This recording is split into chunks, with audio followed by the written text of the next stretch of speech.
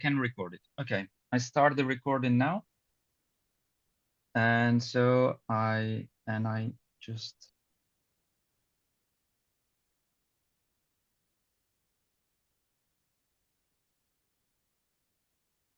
So the recording is working. And Alexandra, you can still welcome new people to the rooms when they come. So let me start this January mini conference, which is a usual conference that we make before the steering committee of the Gerpisa that will take place for Gerpisa steering committee members tomorrow. And we have decided this year to have which is quite unusual. Normally we don't do that, but really to look back at what we have learned and the main debates that we would like to put on the table from our last international colloquium in Shanghai. It was our first time in China, and we have learned a lot. And I think there are a lot of questions that we would like to share with you, to debate, to see how we move forward as a network on this. And so these 2 hours will be an opportunity to hear 4 of us make some short presentations. Even if we have many slides, we will try to keep it short. And then to open the floor for a fruitful discussion. I will be the first to go. Then Mike Smitka will follow up with an updated version of what he presented at the Shanghai colloquium about the current situation in China in terms of price war, overcapacity, who is winning, who is losing. Martin Schroeder will present next about the spillover of this situation to Southeast Asian countries in terms, again, of overcapacity and price wars. And then Jean-Paul MacDuffie will conclude our first part, our presentation part, on a general kind of synthesis of his impression from the colloquium and all the general situation of what is happening in China from his point of view. I will let each of you, Mike, Martin, and Jean-Paul, present the title. I will move forward with my presentation and start right now to not take too much time. So let me share my screen. And here we go. So what I would like to do first, and I hope you can see me and everything is work. I have the impression that sometimes I got frozen. Yes, you are frozen right now. Yeah, I know. Now it should work again. Now it works. Yeah, I have sometimes problem with the sharing of screen today. I don't know why. So the general idea here is to discuss of this very rapid change in the role of China from what it used to be up to really a few years ago, an Eldorado for global companies, and to what is already now and more becoming an potential existential threat for global OEMs and their suppliers. And this entails a change which is not only driven by the automotive sector, but also by other sectors and other reasons, from globalizations to protectionism. And I will try to debate whether this change is temporary, what is the nature of this change, and what does it mean for the global automotive industry. So the plan is pretty simple. First, an illustration of what I just introduced, and then a debate about what type of protectionism is emerging, with a particular focus on Europe. So Eldorado. So if we look back at what has happened in China between 2000 and 2017, for instance, I took this year as a reference. We've seen an amazing expansion of production. 24 million cars production has been added in just 17 years.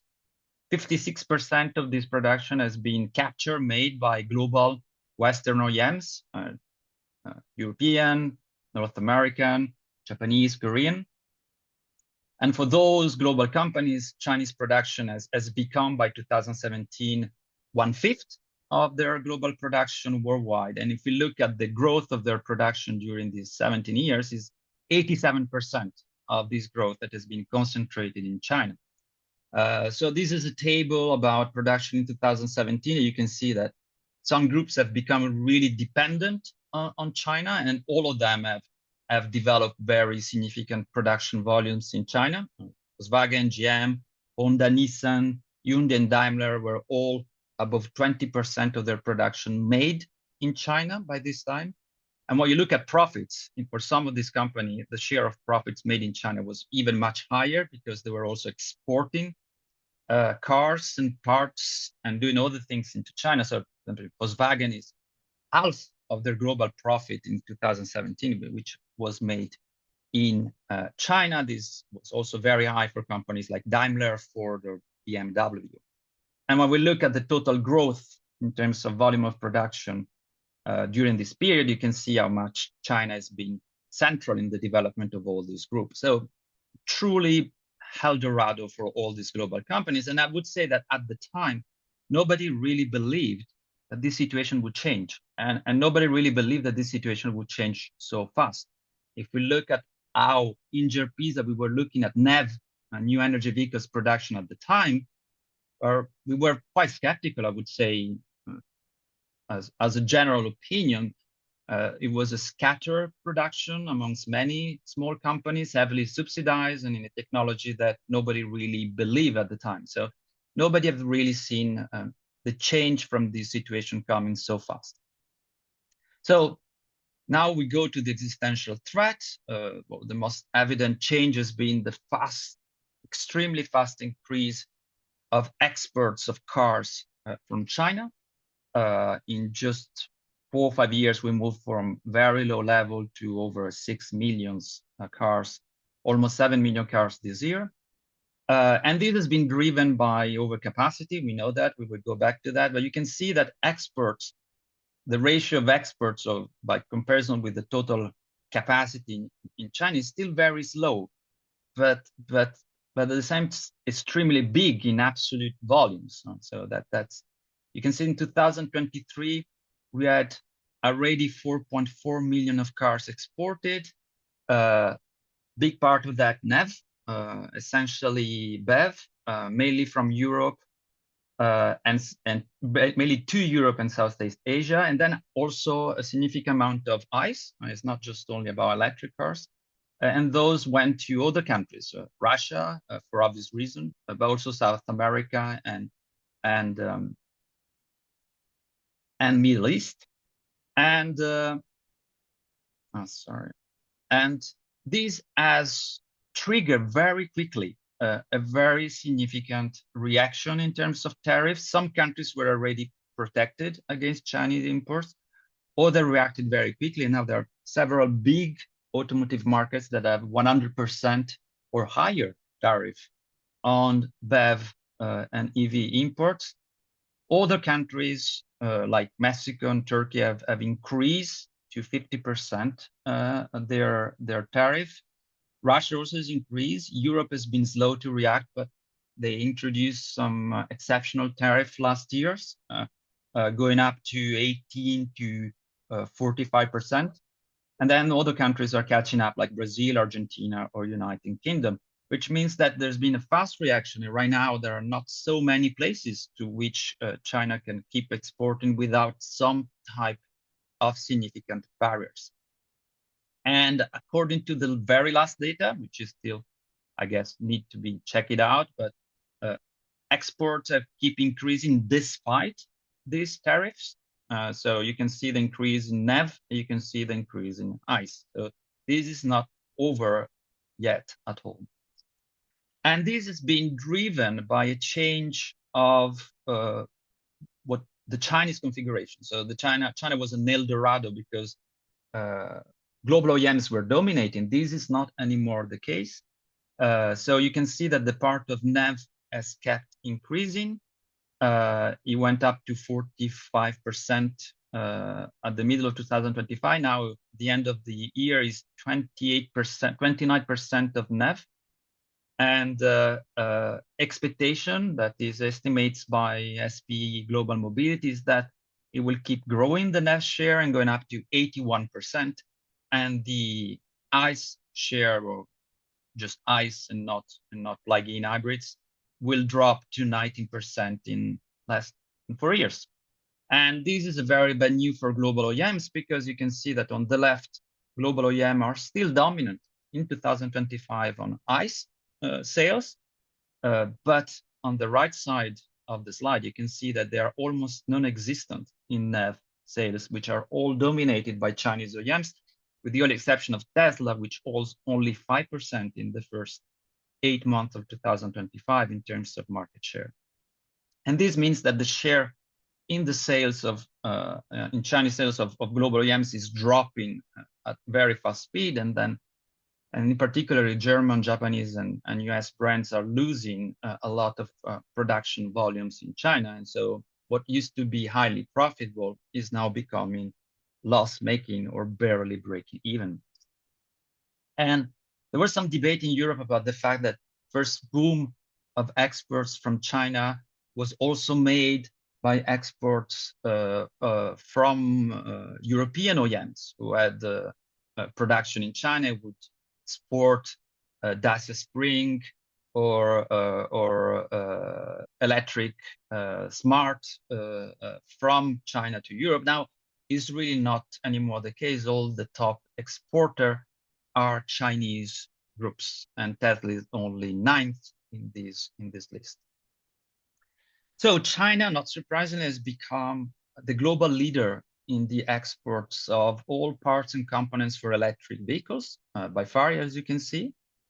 But is now catching up on ICE, is becoming also a big export of ICE cars. And when you look at the parts of vehicles, both for electric and ICE cars, you can see that by 2023, this is kind of already old data, but by 2023, China was already the #1 or top 2, 3 in the export of tires, body parts, brakes, engine parts. So these exports do not concern only electric vehicles and their parts. They also concern ICE and all their parts. Now, this is the general picture from OEMs from the WTO data. So you can see the violet lines, that China by 2023 is the last data available on the WTO database. You can see how fast has been the change in the trade balance of China up until 2017. China was importing, 17, 18, was importing $20–25 billion of automotive products, and then suddenly has become the biggest global exporters. It's true that in these graphics, the European Union and Japan are still ahead, but if you add batteries, that we will do in a second, China is already the first global exporter in value and has the biggest trade surplus in the automotive products. When we look at United States, as you know, this is a market that is completely sealed to the Chinese products. So the trade deficit of United States has nothing to do with China and is mainly driven by usual suspects, Korea, Mexico, Japan, Germany, and the decline of US exports by the same time. In the case of Europe, the picture is more complex. As you can see, European Union is still a big trade winner. It has $150 billion of trade surplus in 2023, but you can also see that this is mainly due to Germany. And when you look at the bottom to Italy, France, United Kingdom, which I've added because they're the 3 biggest market apart from Germany, you can see that the trade deficit is getting bigger and bigger for these countries, and is mainly driven by Chinese imports growing and by European exports to China dropping. So if you add batteries, so you add $60 billion of trade surplus to China, and you take away $20 billion of trade surplus from Europe. So that's how you realize that if you include batteries, China is already the biggest trade surplus globally. Now, more detailed and recent trade data about Europe. So you can see that despite the tariffs on the left, imports for China of new cars to the European Union has kept increasing at the very fast speed in 2025. while exports from European Union to China keep dropping and has been reduced by half during the last 4 years. And you can see on the right why this is happening. The value of 1 ton of Chinese cars imported to Europe has dropped significantly during the last 3 years, which explains why tariffs have not been effective in slowing down exports growth from China. So for the first year in 2025, Europe will have a negative trade balance with China. You can see how fast the situation is changing. So from a 15 billion trade surplus in 2022 to a 3 billion trade deficit in 2025. This is happening all very fast. And when we look at imports from China of auto parts during the last 4 years, and we're not talking here about very sophisticated products, just gearboxes, bumpers, tires, drive axles, airbags, and so on. You can see there's been explosion of these exports during the last imports from China during the last years.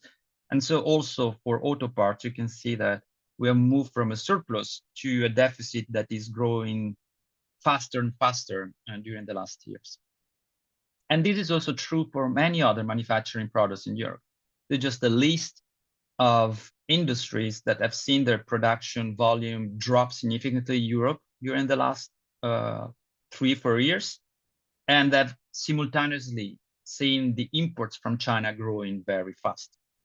And so what Europe does about that? Europe has been historically very keen in keeping markets open. You've seen before the trade surplus on the car industry, for instance.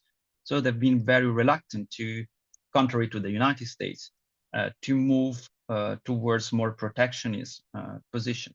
And I would say that the Mario Draghi report on the future of European competitiveness has provided a sort of blueprint in order on how to deal with this situation. And Mario Draghi distinguished 4 cases. It says that there are industries where the cost disadvantage is so big that Europe should just drop them. There are industries that Europe would like to keep because of their importance in terms of employment or revenues, but it doesn't matter where the technology comes from. Then there are industries that are strategic, even if they're not new, and that Europe would like to keep both the know-how and the manufacturing capacity. And then the last case is industry that are new, that Europe doesn't have, but that Europe should have, like, for example, the battery industry or the microprocessor industries and the chips industries. And so these are industries that Europe should develop. And in a certain way, we look back at an old debate. So the first 2 cases are clearly cases of defensive protectionism that has never been considered in Europe for at least for more than a decade. And then the educational protectionism, which is what has been suggested by Draghi. So to introduce protectionist measure just for the industry that we don't have, but we would like to develop.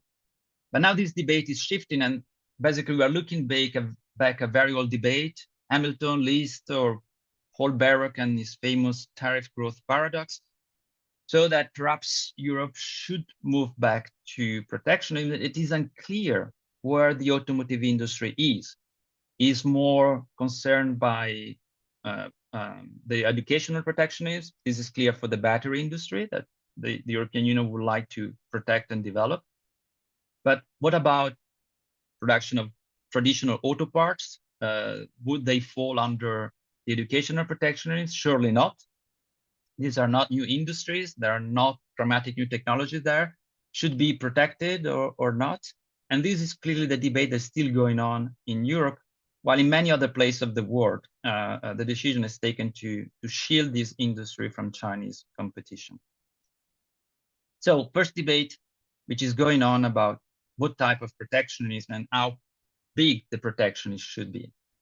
And then there is a second debate how this is going to play out. It is just a temporary situation, as we have seen a few times in the automotive industry before, when you have export booming from Japan in the 80s and 70s, 80s, from Korea in the 90s and 2000.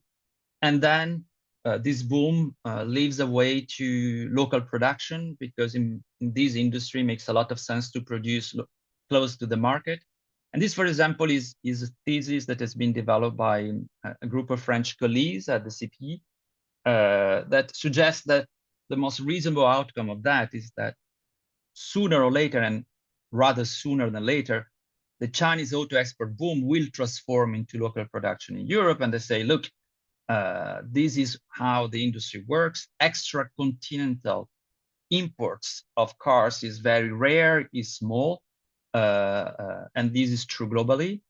And when OEMs produce locally, they increase the market share more consistently, so they have a lot of interest in doing that. So they expect FDIs from China to increase, and we have seen this happening in since 2022. We've seen an increasing amount of investment announced, both in battery production and in car production in Europe during the last 3 years. These are data from a report from the Rodium Group and the MERICS, the Mercator Institute for China Studies. So their data is basically an investment before 2024, when you see there was a lot of investment from China in battery production, 5 out of 10. And now I have updated this data with the announcement about car manufacturing. You can see that there are around 14 projects of new factories in Europe by Chinese OEMs, and at least 7 or 8 of them are official.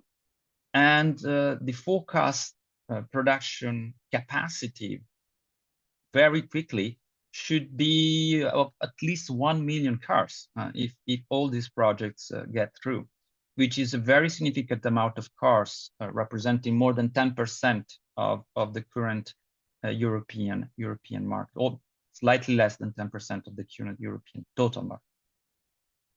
And also what we see is that most of this investment, that was also true before, but is also true now, are concentrated in Central and Eastern European country, Turkey, low-cost countries. And also what we start to see is that most of these factories work initially with very low local content, so that the immediate result of this investment is not a decrease in imports, but an increase in imports of parts, components, of raw materials, or other components that are needed for production. So one could raise the question whether these developments will make things easier or worse, because the impact of these could be extremely disruptive for European OEMs and European car suppliers. So I'll get to my conclusion. Are we looking at some same causes, same effects? So like Japanese or Korean OEMs and their suppliers, Europe will be able to digest this competitive threat and integrate them in European production. That is the thesis of the paper I've just presented to you. Or it will be different. This time, things will not play around in the same way. Now, there's been an interesting report from the Institute, Jacques Delors Institute, on the trade and industrial policy options that Europe has now to deal with the Chinese threat. And basically what they suggest is that you can have generally 4 main scenarios, with a couple of scenarios that goes towards more international cooperation, a couple of scenarios that goes from less global tensions. And generally, the rationale up until very recently was that the most natural outcome would be to move towards more international cooperation, either through competitive coexistence between Chinese OEMs and European OEMs, or with strategic collaboration between them. And the idea that we could move in the other direction, so to more protectionist rivalry, decoupling of the markets, or scenarios in which China would just conquer and control more and more of the global automotive industry, of the European production. These were scenarios that in this report were not considered as something that would make sense.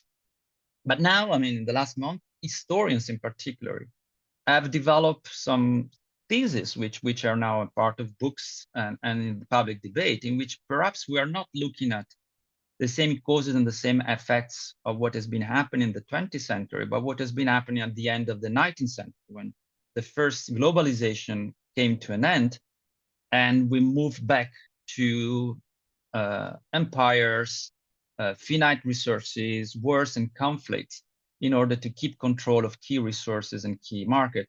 And there's been a series of publications in France going in this direction, and a lot of debate in Europe that suggests that this is now something that is debated. And books like the first globalization book published in French by Suzanne Berger can be source of inspiration on to think about what is going right now. So I will stop here saying that this is going to be, I think, an important matter of debate for us. Or what are we looking at? How these crises generated by the fast expansion of Chinese exports and Chinese investments globally will play out. We will be looking again of the type of transformation that we've seen in the 80s with the Japanese, and the 2090s with the Koreans, or are we looking at something completely different and that will have different outcomes? So I stop here and I let Mike to take the screen and the next part of the presentation.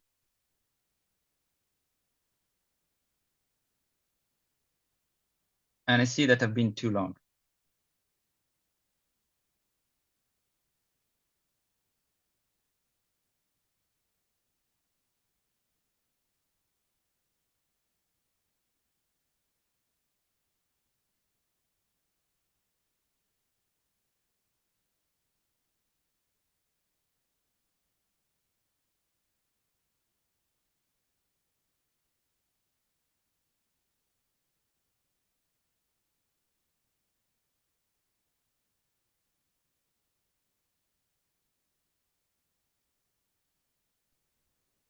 Mike, the Mike, mic will. you need to unmute yourself. Thank you for pointing that out. Mike Smitka, welcome everyone. You can see more of my Substack. I tried to write up what I was thinking ahead of time. My main contention is that this existential threat is partly because the wrong firms are winning. And that is going to take and delay adjustment and prolong pain into the indefinite future. So let me start fairly quickly.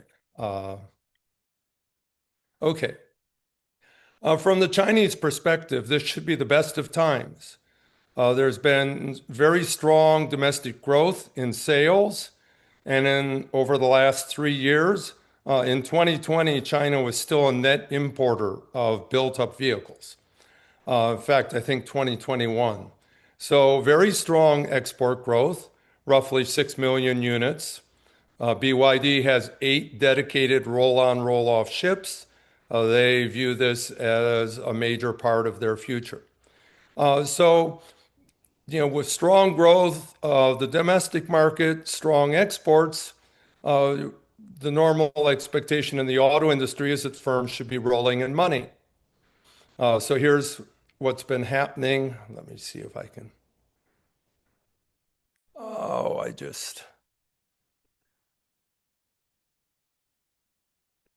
Trying to get my view so I can see my own screen.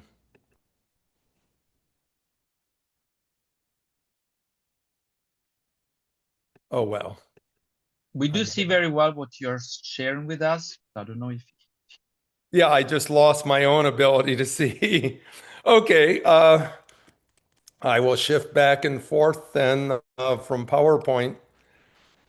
Okay, So you can see here the growth of sales over the 12-month rolling sales.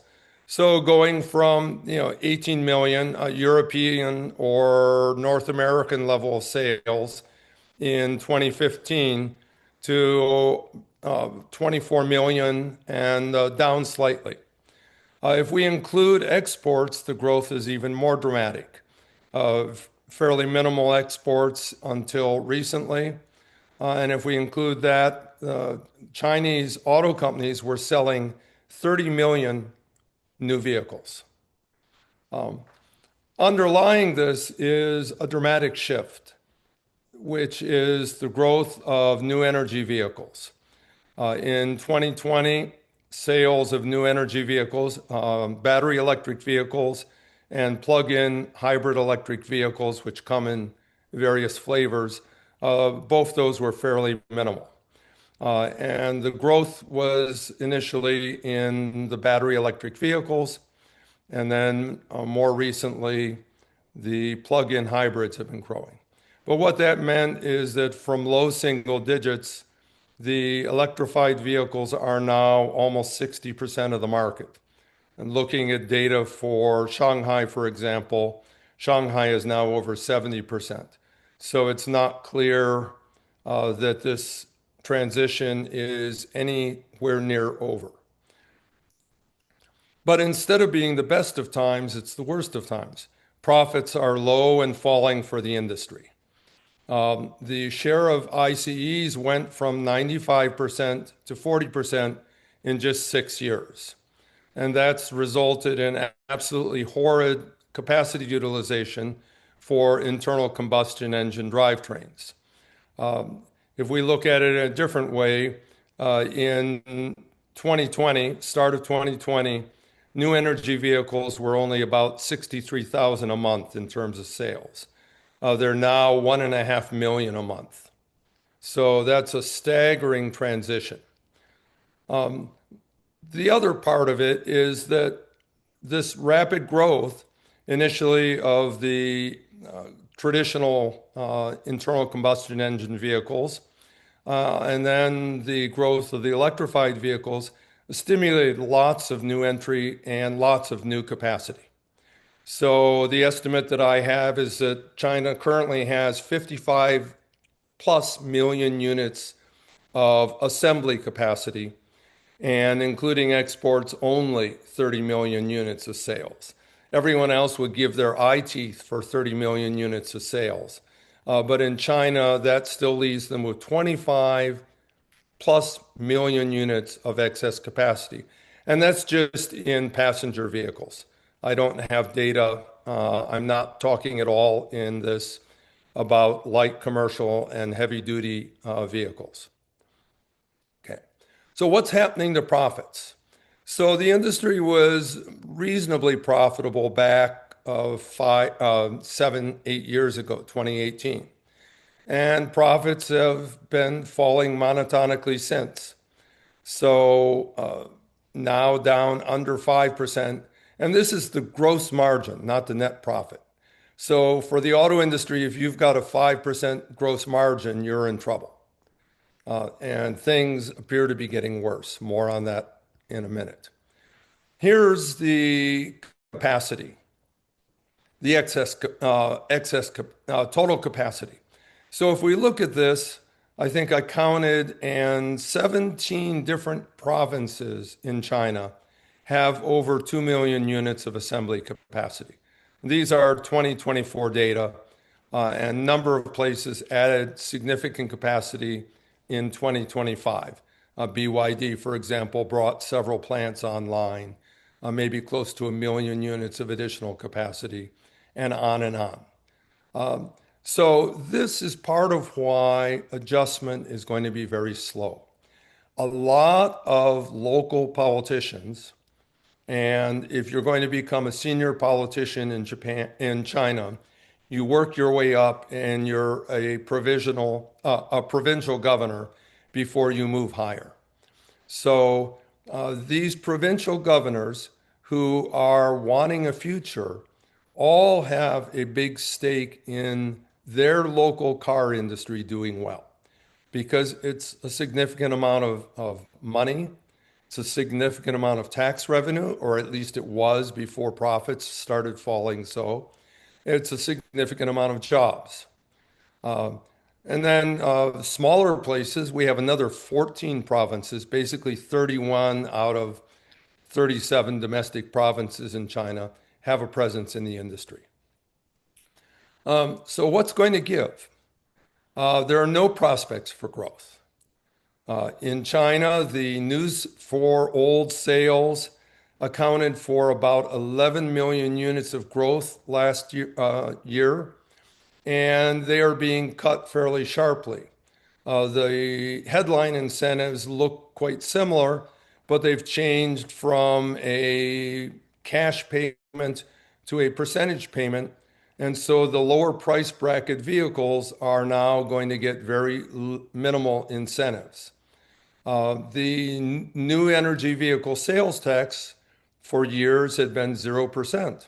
That's gone up to 5%. It's still less than internal combustion vehicles, which are 10%, but that's a fairly significant price increase.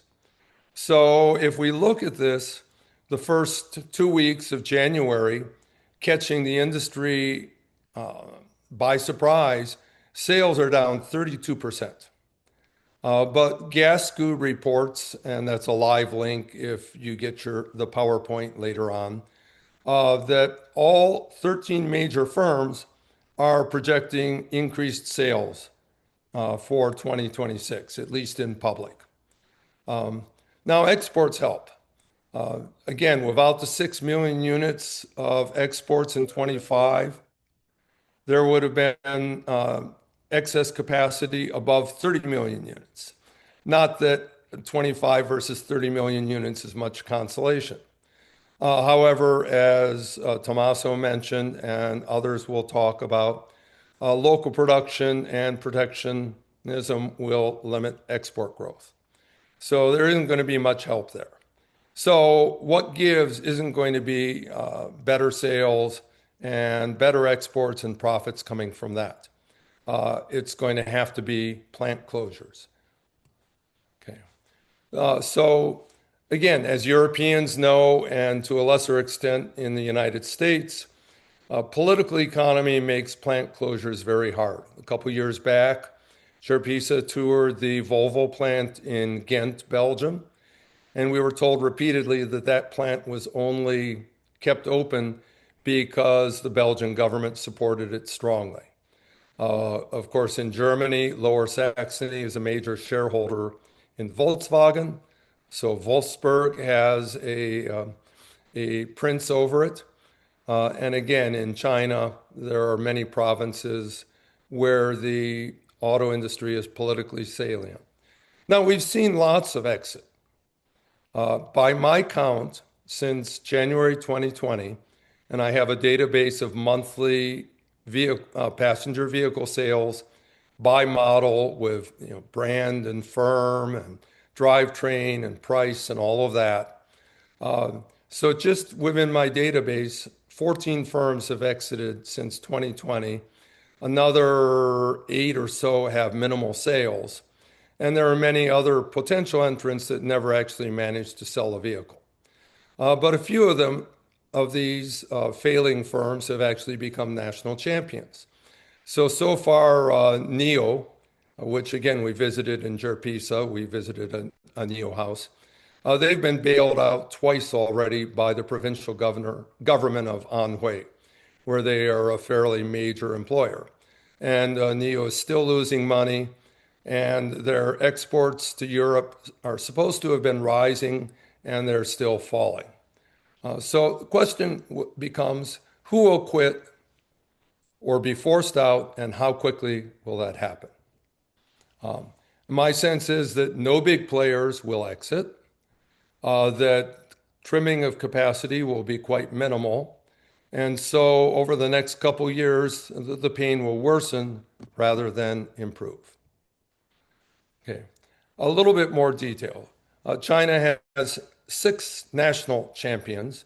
and a number of provinces have local producers in which they have a shareholding, though the firms themselves seem to be operating more or less as though they were private firms. So SAIC is the biggest.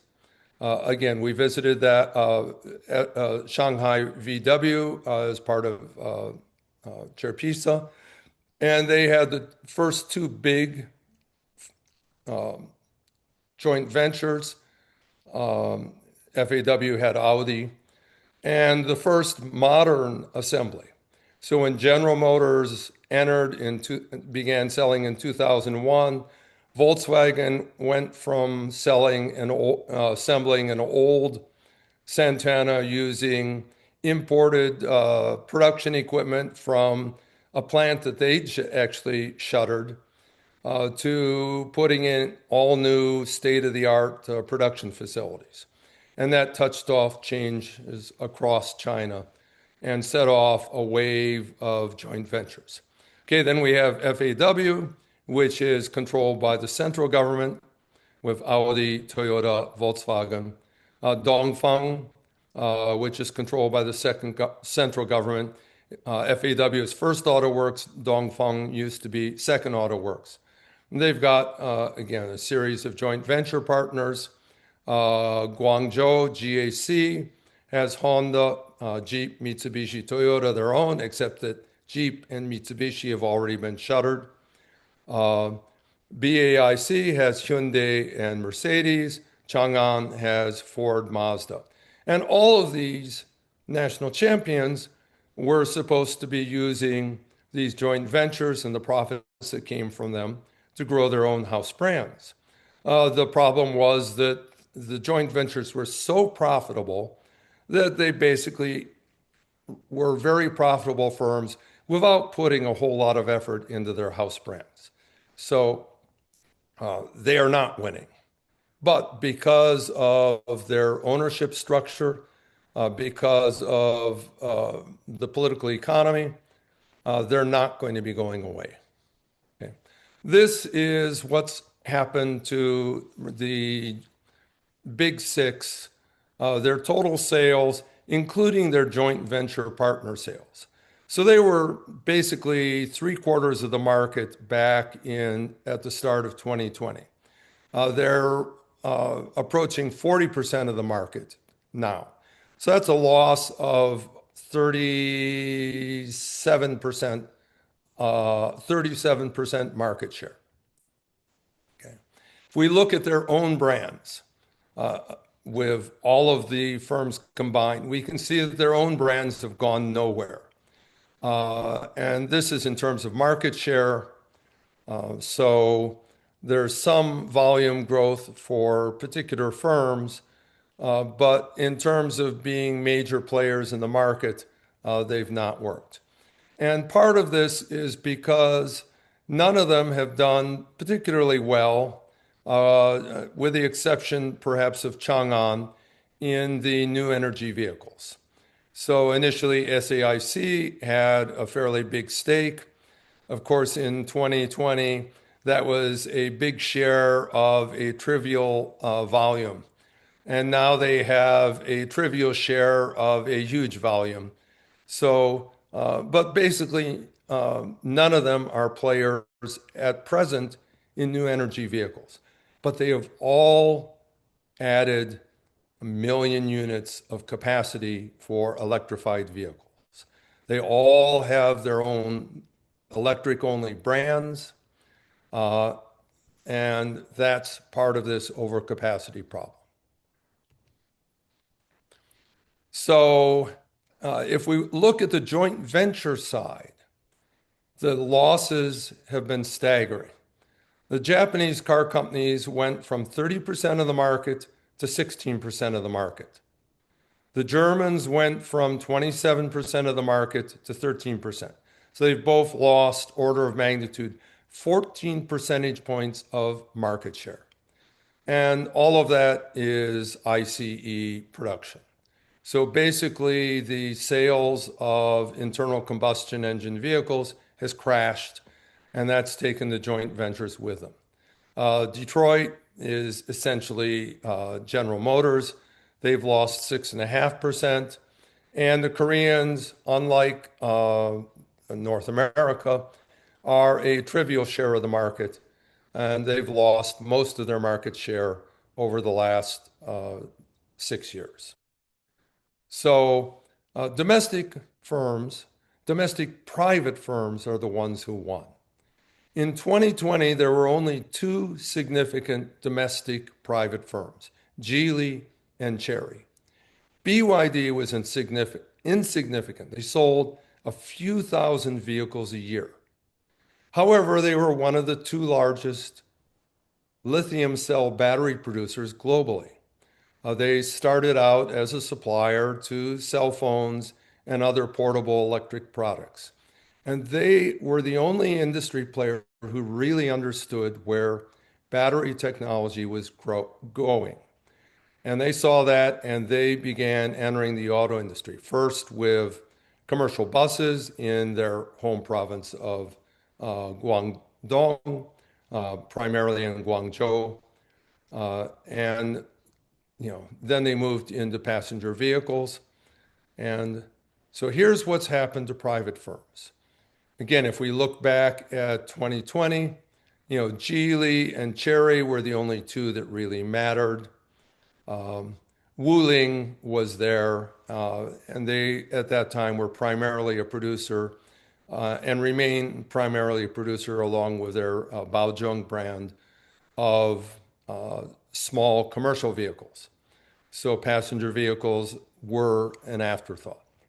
And what we see there is that BYD went from being a non-entity in the auto industry to being a global player in the space of 6 years.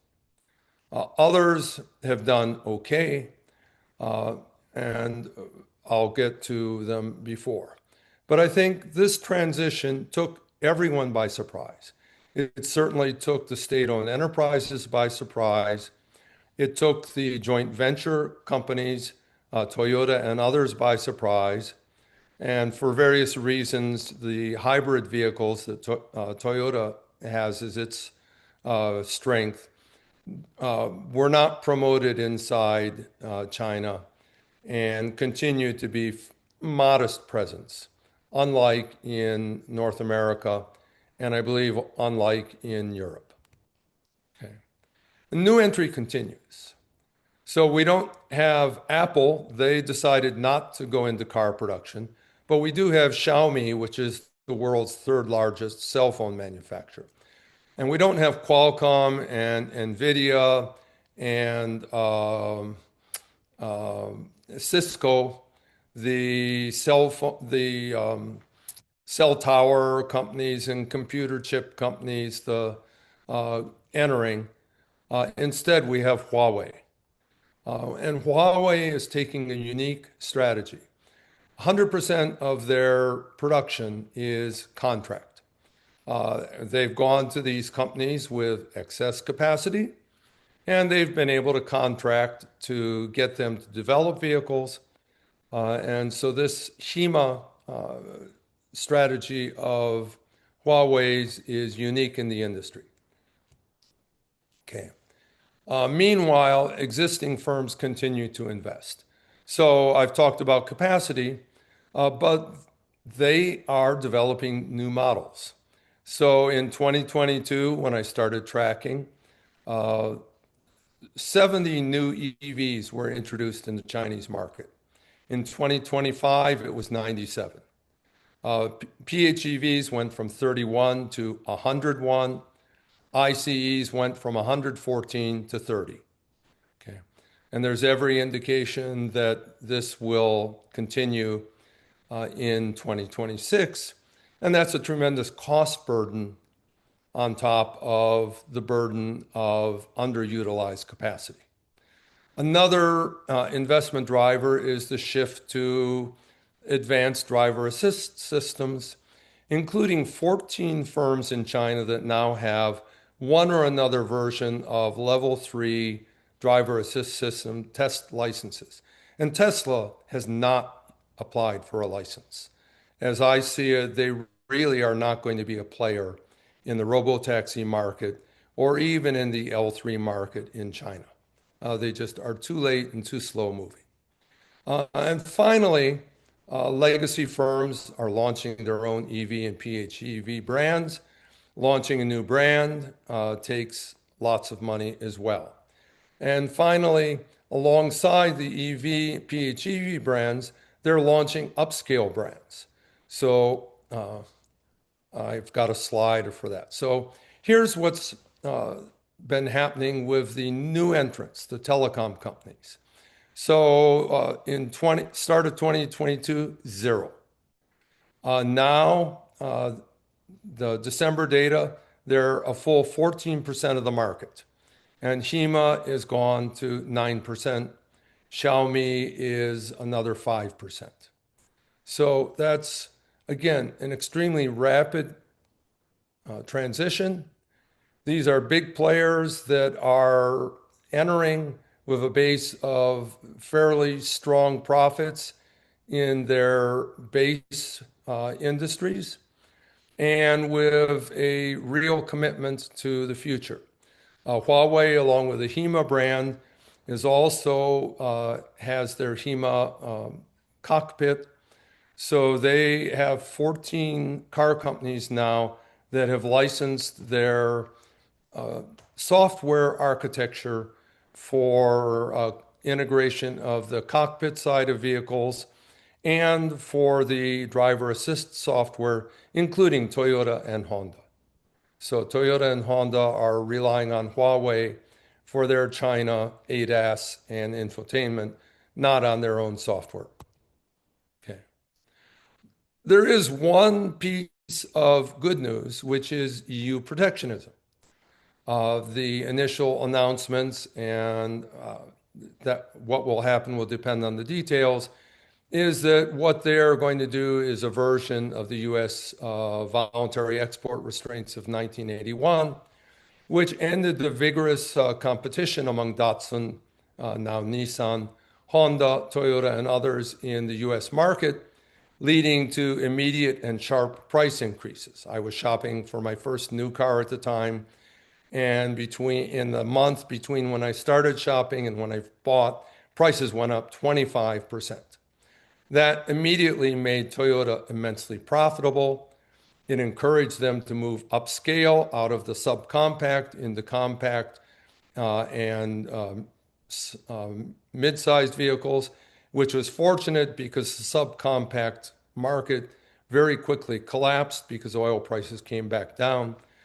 So without the VER, the Japanese car companies wouldn't have had the money to invest in new product and new production capacity to become the major players in North America. The other good news is, well, there is none. So the lead story this year on Eatsai, one of the big online publications in China, was 20 car firms announcing price promotions, price reductions. BMW for 31 different models, an average of 10% price reduction. So basically, the end of the story is that the Chinese auto industry, good luck to them with the new year because they'll need it. So thank you. Thank you, Mike.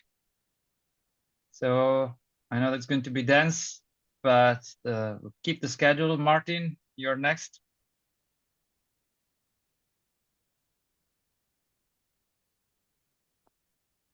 Okay, so let's see. Okay, so I guess in the interest of time, and because ASEAN is maybe sort of a sideshow today, I try to move quickly and I will not cover all the slides, I guess. So first, I'm not going to talk about this. So first of all, when we take like a more long-term view, you can see two things. First of all, that when it just comes to the amount of vehicle production in ASEAN, we first have like a quite significant proliferation of plants in the region. And that's directly related to pretty massive increase in capacity over the last quarter century.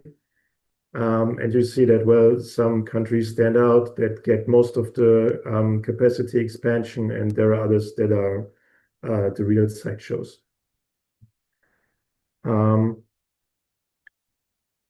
Then the question is maybe how is this related to China? And the simple answer is that in the last few years, there's a lot of entry from Chinese companies into all sorts of ASEAN markets.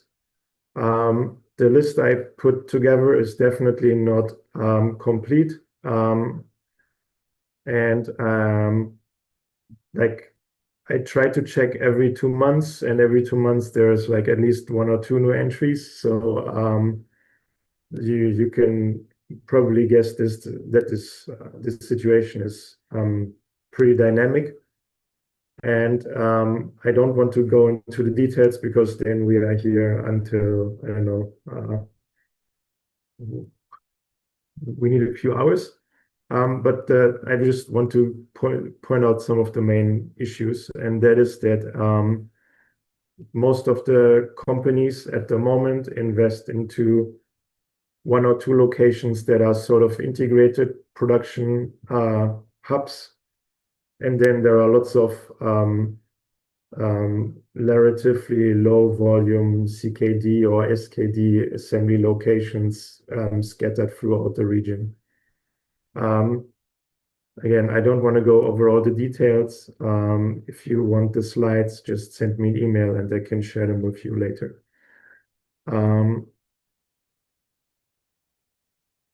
Then the important point that I want to make is that actually all this entry to ASEAN sort of comes at a pretty unfortunate point in time because if you look at the long-term trend, the production in most places is actually going down. So new entrants that also want to produce and sell in the market will have a pretty difficult time. And related to that is that if we just the numbers for last year are not here, so I'm working with 2024. If we compare the production capacity to output in 2024, it's pretty obvious that we have really massive overcapacity.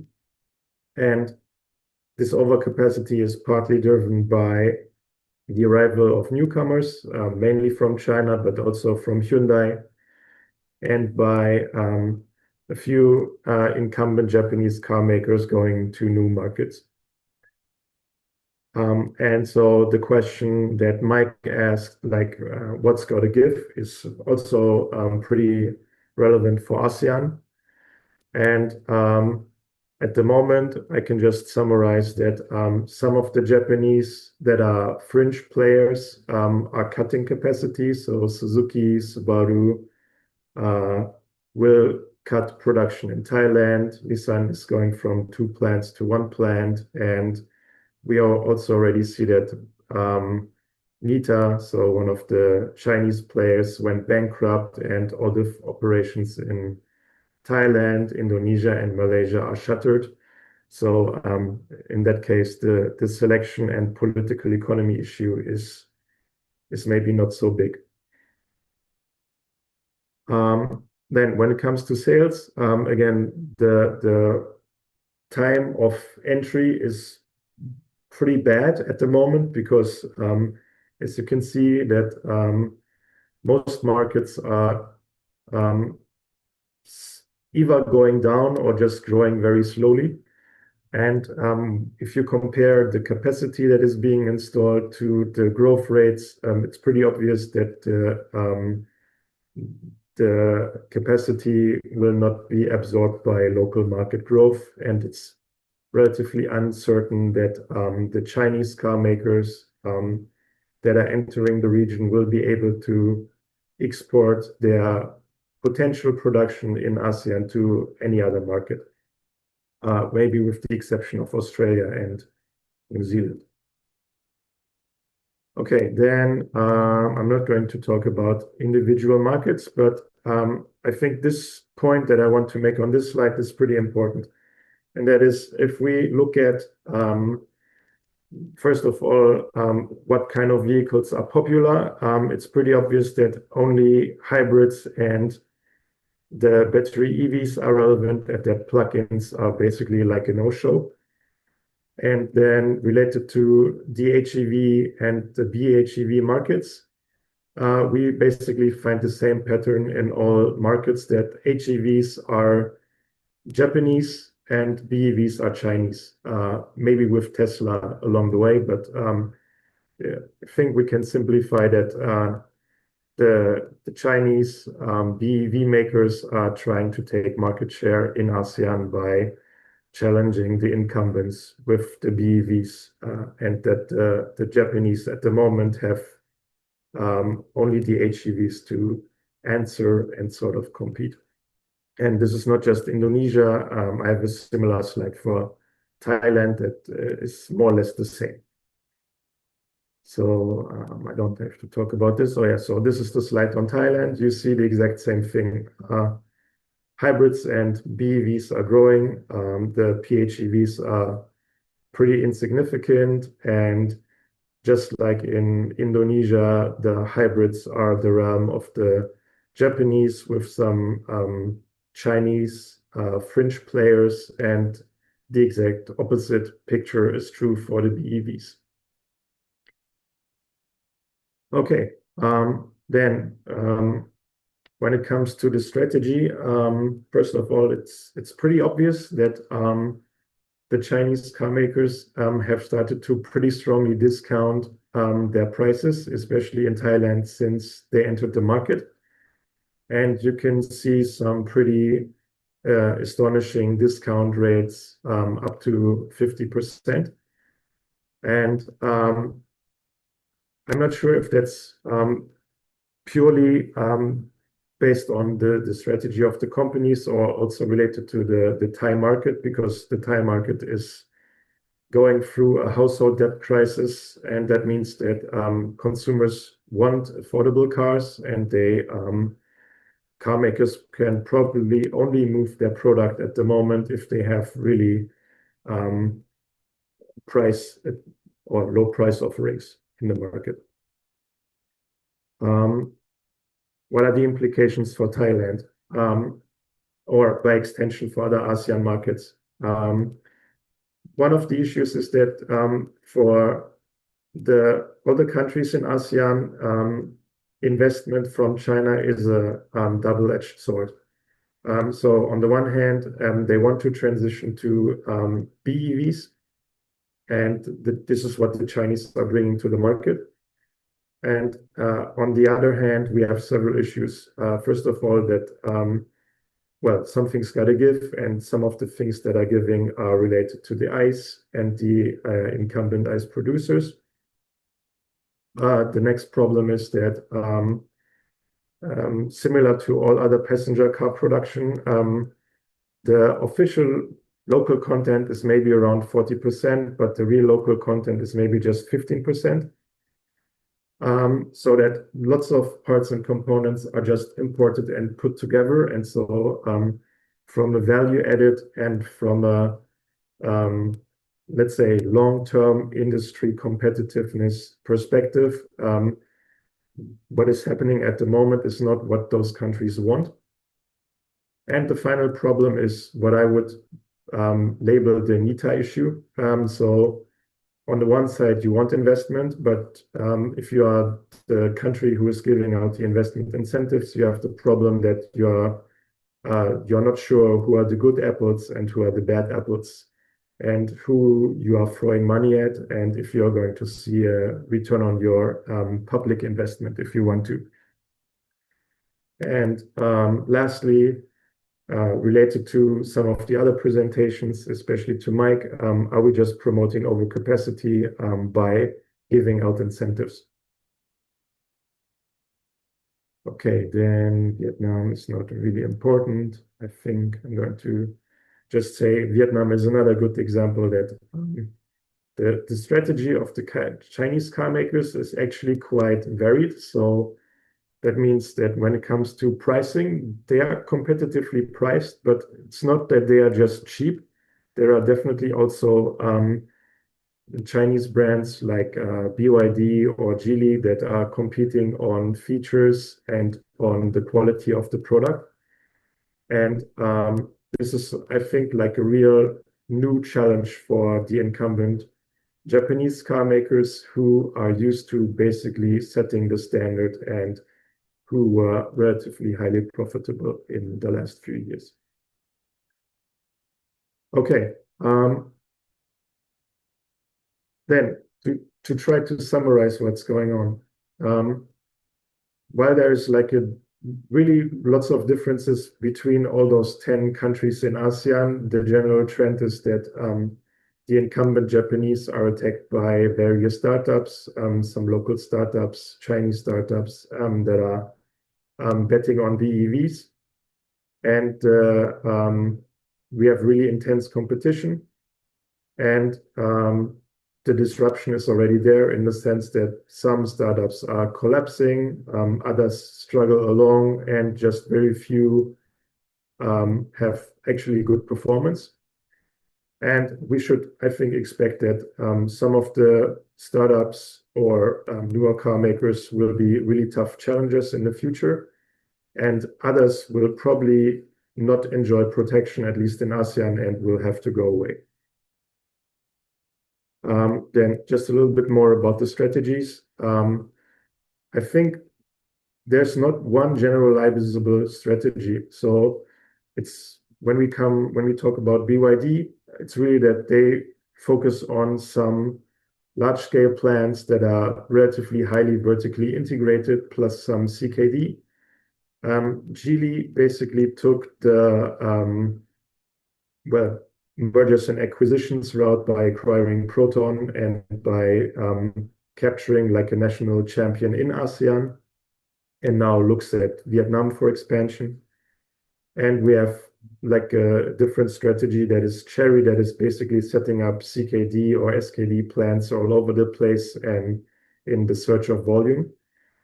And so I think it's really interesting to see how the companies are operating. And it's also pretty obvious that the product strategy is pretty different. So we have some companies that are betting purely on BEV, and others are offering a more diversified powertrain portfolio.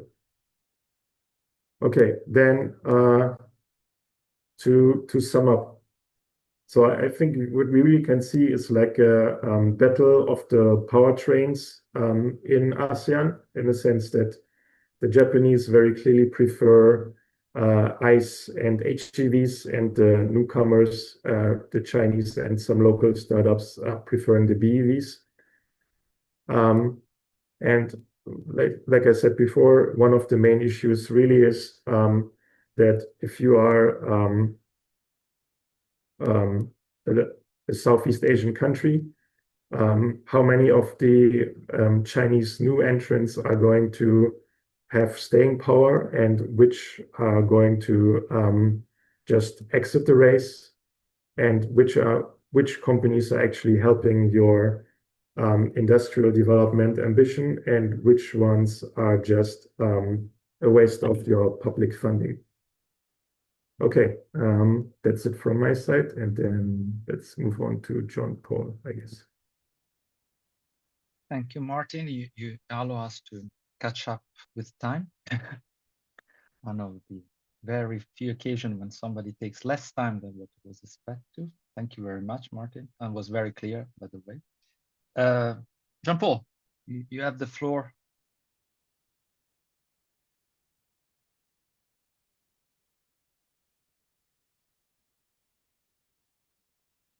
All right, can you hear me and see my slides?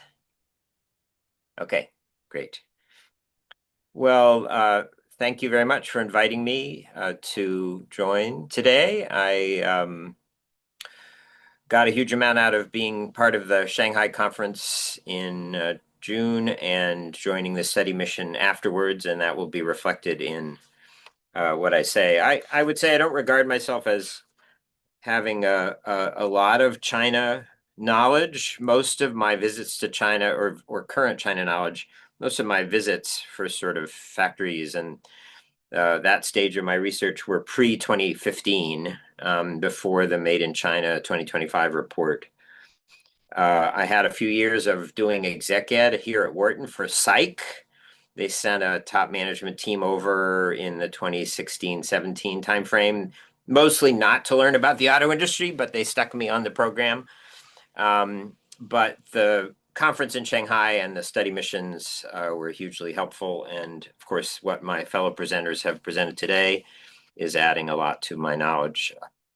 Some of what I'm going to cover will be synthesis of points that they've made, and I don't have a lot of detailed data, which they have much better than me. So let's see if I can, am I not getting this? There we go. All right, so from Eldorado to existential threat to what was what I had on my title slide. So here I'm suggesting maybe it's being some kind of strong global competitors of a sort we've seen in other parts of the history of globalizing of this industry. Let me tell you how I get there. These phases are mine, but they do map onto the data, I think, pretty well. Tommaso provided the statistic about the huge growth of the Chinese domestic market from 2000 forward. And that was obviously a lifeline for the Western OEMs. Maybe they've got a little bit addicted to that volume and profit. It was certainly the early path to capability upgrading for the Chinese OEMs, partly because of the requirement that there be joint ventures with the Western OEMs for each domestic firm. And Mike covered the various ways in which those emerged very well. Made in China 2025 was a report in 2015. It was leapfrogged. Goals for new energy vehicles was what was most significant. I always think it is important that China combined hybrids and BEVs into one category. And so it means anytime you hear a new energy vehicle statistic, you should, if you can, dig to the next level, because BEVs are certainly a different part of electrification than hybrids a la Prius, Toyota style, and plug-in hybrids of a newer design. But we saw in this phase, of course, all the things you've seen in the past presentations, the huge increase in domestic sales, the reduction of sales in Western brands, which I would attribute not, simply, of course, the Chinese products got better, but there was also, I think, a rise of buy China sentiment, which is part of also building brand and building pride. And it's hard to say that whether it's anti-foreign or pro-domestic, but I think it's part of what makes this a lasting change in the buying patterns of Chinese consumers. And now I think the learning curve and capability improvements really sped up, although not evenly. So some Chinese OEMs really came to prominence in this period with their advances in NEVs, also software-defined vehicles, also the case innovations. And that led to the overcapacity, also the export sales and the manufacturing FDI, all those things. So clouds appear. This is what Mike's presentation particularly, but also Martin's covered. So price wars domestically, foreign tariffs and export controls, and the overcapacity crisis at home, the geopolitical tension abroad. What's next? So let's see, keep losing there we go. Again, I'm not an expert on Chinese industrial policy, but the more you learn about it, I think the more interesting it is. I would say impressive, partly in its ability to adapt, because while the policies go back years, part of what I picked up from my years of having quite a bit of contact with Psych is that they had not accomplished what the government wanted, which was to become a strong exporter of cars to the West. They weren't achieving what Japan and Korea had previously achieved, despite a massive amount of support. Of course, what they were doing was selling into the rapidly growing domestic market and working as hard and as fast as they could to do that. So that might be their excuse, but again, it wasn't meeting the Chinese government's goals. And one version of this very simplified, is ICE is actually hard to do really well when you don't have a long history and tradition of understanding internal combustion engines. In any case, the inflection point of focusing on new energy vehicles had almost immediate results. And of course, the antecedents to that were probably happening, particularly with batteries and the battery supply chain before that. But we saw a very focused policy, really a leapfrogging policy on promoting NEVs with subsidies to the makers and incentives to the buyers and regulatory tweaks to keep the technical level of the vehicles moving upward. Of course, in this period, CATL came to dominate around this new chemistry, LFP, which wasn't taken seriously until suddenly it was because of all its advantages, lower power density, but in other ways, many more better performance attributes and cheaper and no supply chain complications around things like cobalt and nickel. And over time, dominating raw materials and processing for that as well. That's a whole story that we aren't largely covering here, but which is hugely important. I think another hugely important thing was allowing Tesla to come in. Tesla was, there are these various metaphors about you let the barracuda into the fish tank, or, you let the strong competitor in and then everybody has to get, or it's the gym and everybody has to get better. That was certainly true, but I think the other interesting thing is Tesla asked to not have a JV, and that was granted for the very first time. And then there were policies adopted that were similar to the ones that helped Tesla grow in the US, such as emissions credits. So suddenly you had firms paying Tesla in China because they were not yet making enough NEVs to meet the government goals. I don't know how substantial that is as a total part of the story, but it's significant, I think, in this kind of inflection point. So huge success from this policy in domestic growth and the export surge. Despite this, the state-owned enterprises definitely fall behind the privately owned OEMs. You've heard that also from Mike. And we had a chance to meet executive from NIO and to visit NIO in Shanghai, and then to go to BYD and XPeng and GAC and get a sense of the Shenzhen and Guangzhou action, which is very, very important. The overcapacity situation is not going to be easy to reverse. It may have we think of it a sort of monolithic government power, but it's not. It's very much divided and contested between federal and provincial and city, and it's not going to be easy to reverse the overcapacity. So then we get, strong OEMs building global presence, some too big to fail SOEs, some other OEMs that might fade away, and then these failing firms. I would say I'm giving policy the central credit, but the strongest private companies, I think, deserve a lot of credit for the capabilities they built on their own. So this figure is nice in, first of all, positioning everything in the industry around the sun of the Chinese government, and then showing the various groups and all their sub-brands, which have been proliferating, and also just the huge number of small firms. I can't tell you how exactly accurate this is, but just visually, to me, this captures a lot of what's very distinctive in the Chinese automotive landscape. So there will be a shakeout and consolidation. How fast it will happen, how difficult it would be is undetermined. And I suppose I'm sort of ducking making any forecast on that and assuming it will happen in some form. And this makes me wonder what we see at the end of that, and also what we can learn from the Japanese and Korean stories in the past. These are slides I'll cover very quickly because they reflect sort of my perspective on the whole industry and how to think of it.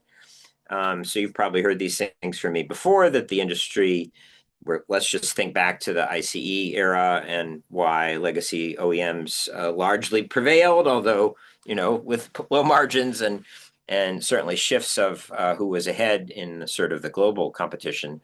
But because of a primarily integral versus modular product architecture, the system integrator role for the OEMs, a role that is bolstered by regulatory responsible legal liability. These are things that companies complain about, but in fact, it sort of cements them in an ongoing role in the industry structure in any one country and indeed internationally. OEMs invest to no more than they make. So R&D continues to be one of the highest of any industry. And this despite the fact that a lot of the vehicle's value is outsourced. And this is a trend that grew over the 20th century, although we see some reversal of that with a return of vertical integration at companies like Tesla and BYD. So will these features characterize the global industry going forward is one of the big questions I've been paying attention to, along with a lot of people at in the Gerpisa network, and particularly as the case technologies seem to give advantage to new entrants, and there I would include both de novo startups and sort of big tech entering adjacently with all of its software expertise. So will auto OEMs keep a central role despite these technological disruptions? One of my arguments for yes is the kind of bundling of case, because the key idea about the industry being primarily and perhaps persistently integral is the level of interdependencies in the product architecture and carrying over to supply chains. And when case bundles, then you get more interdependencies. That favors the OEM system integration capabilities, or it means anyone new has to develop the same level of system integration capabilities. The tech companies, I think partly by nature of the products that they've worked on in the past and the way they've built their own capabilities all over the world, do better with modular initiatives, but that doesn't seem to be, you're not getting connected cars that aren't trying also to add autonomy or electrification. You're not seeing autonomous cars that aren't electric for the most part. Some of this, I guess it's a question, but my assumption is that it's mostly bundling, and that there's a pull towards integrated case architectures because it offers more performance on more dimensions, including emissions reduction, but also all these other consumer gains in safety, convenience, services that free up time and attention, et cetera. And yes, also because autos are different from computers and smartphones. So this is a whole argument about what's different about cyber physical systems. Software doesn't eat the world and automatically win. I don't see the design and manufacturing changes as transformational or radical changes, but evolutions. I see a lot of vertical integration and quasi-vertical integration, which is in a way turning the clock back in the auto industry, but not a radical, modular form of, like designed in California, built in China that we see with smartphones. There's also the slowdown of BEVs, which might be the most radical change in product architecture, the slower diffusion, certainly in the US, but also in the EU, I think means more companies are thinking about what they can do that spills over to other parts of the product line, particularly plug-in hybrids. But if you're working on lightweighting because it makes your BEVs work better, it makes your hybrids performance work better, there's some logic in carrying some of those innovations in lightweighting and simplification over to ICEs as well, particularly if it's still an important part of your portfolio, as it is for the US companies. So I see actually a trend towards more integration in product and industry architecture over time, maybe a new kind of dominant design centered on BEVs that allows more modularity. Foxconn has come up with this Mobility and Harmony Consortium, which is a software consortium. They're also developing a contract manufacturing capacity, and they're even saying they're going to make some of their own cars. So they're offering this kind of modular smartphone type vision of the future, which I don't think is going to fare very well for a bunch of the reasons I just said. Huawei's Hema is a similar thing that is already showing up in China, but whether it becomes a big thing or remains a niche, I guess remains to be seen. Okay, so let me get to impressions from the China visit, and I'm not going to go deep into these, obviously, given the time, and hopefully the Q&A will allow for more. I grabbed a couple of photos from the places we were allowed to take photos. We visited the VW plant in Shanghai, and this was the gentleman who gave us the plant tour. And I've been on a lot of plant tours. This was familiar in a lot of ways. The plant was almost closing for a break to retool. And so we saw a few vehicles coming off the line in a very familiar fashion. I have to say, it felt very after the gold rush, very post Eldorado. like the VW, the Western OEMs in China period of dominance felt like it was definitely fading. So forgive the illusion there, but I couldn't resist. Uh, uh, Whereas at BYD, we had a long meeting with a bunch of engineers, and we had a bunch of time in their display hall, which of course is optimized to impress. But one of the things that impressed me were the 12 R&D divisions, which I tried to get pictures of all of them. You can't really read the details, but you can kind of see the titles. The massive amount of R&D at BYD, and not just organized by product segment, but sometimes by technology, sometimes in relation to talent and training, and other things from the BYD display room. It was a place that felt like the future, absolutely, in contrast with SAIC. Now, at SAIC, we saw a working factory.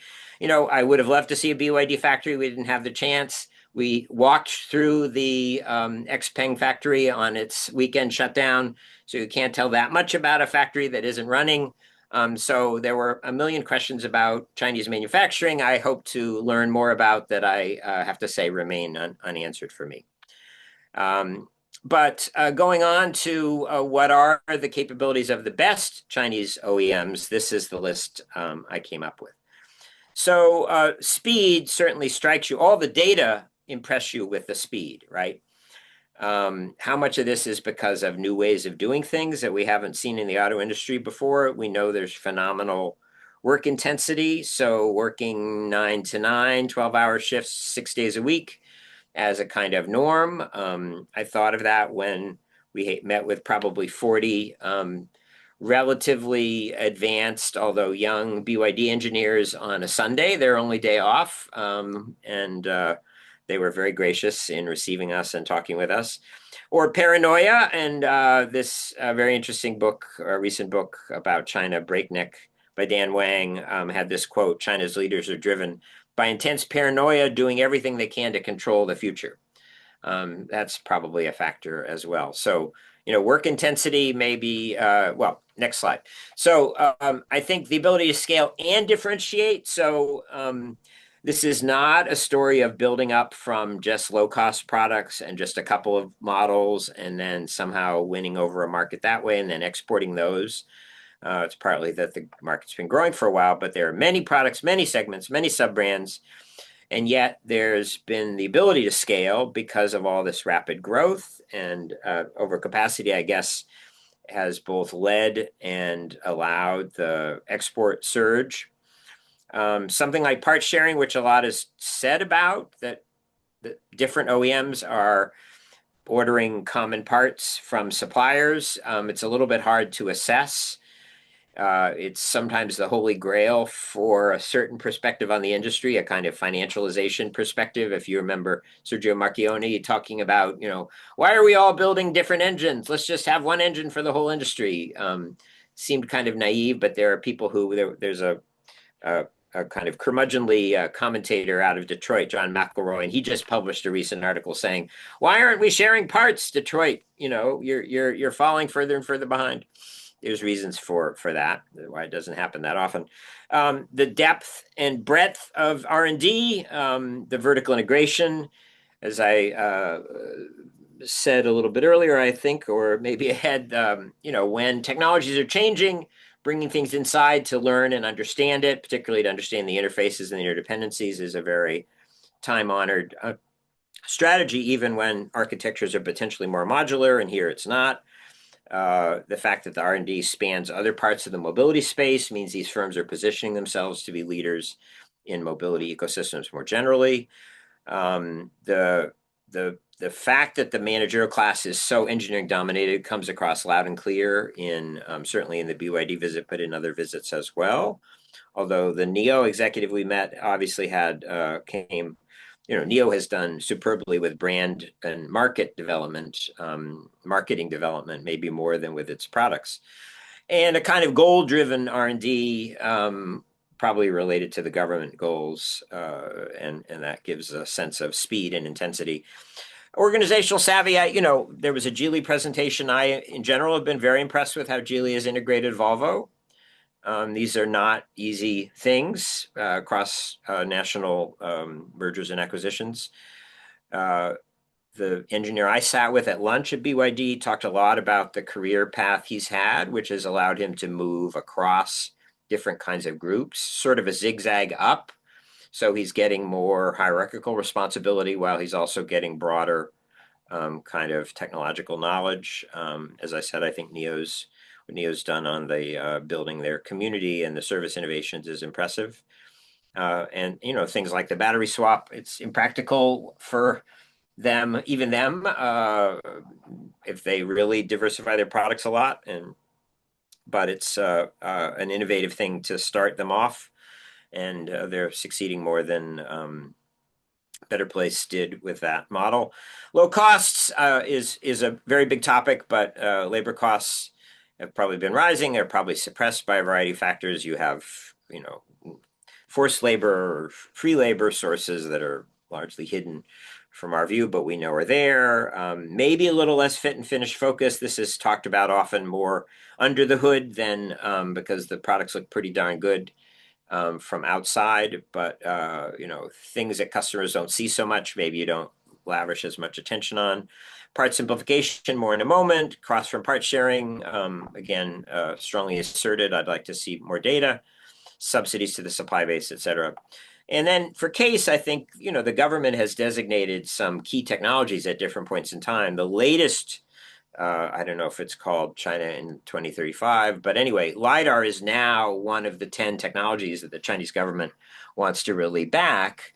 And if you look at the size and the cost of LiDAR units coming out of Chinese makers, both are dramatically dropping. I think it's going to end the debate that Tesla started about whether LiDAR is too expensive to have on vehicles. And so Tesla only uses cameras. I think when it's so cheap and the size is so small and so able to be fit into a variety of body designs, I think LiDAR is absolutely going to win the day, and the Chinese policy is going to be a big part of it. A lot of willingness to experiment. There was a kind of a fun article in the New York Times about a bunch of experiments with mobility things, including drone delivery of fast food and driverless delivery vans and various things, not all of them science fiction, some of them well within reach, and how a lot of them don't work very well and are clunky. But the experimentation in the absence of regulation is important.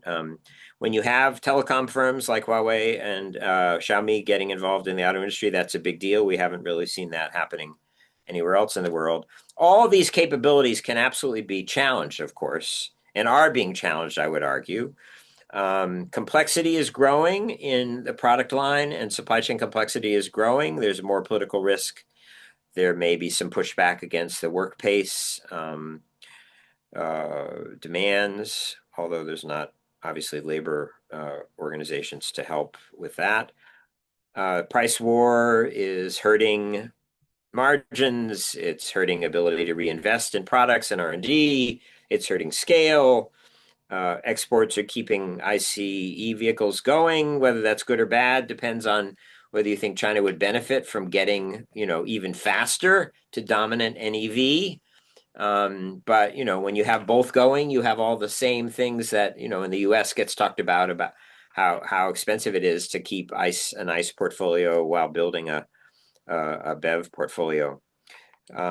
Will the government subsidies of R&D continue? Industry consolidation and downsizing and plant closures is very difficult. It's not easy to manage FDI and foreign plants.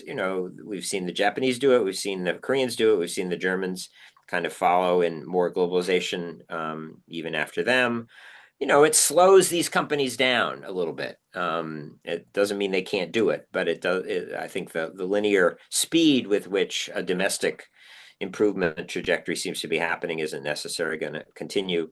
Upward pressures on labor costs, the pendulum, I'm going to say about part simplification in a moment, complexity costs.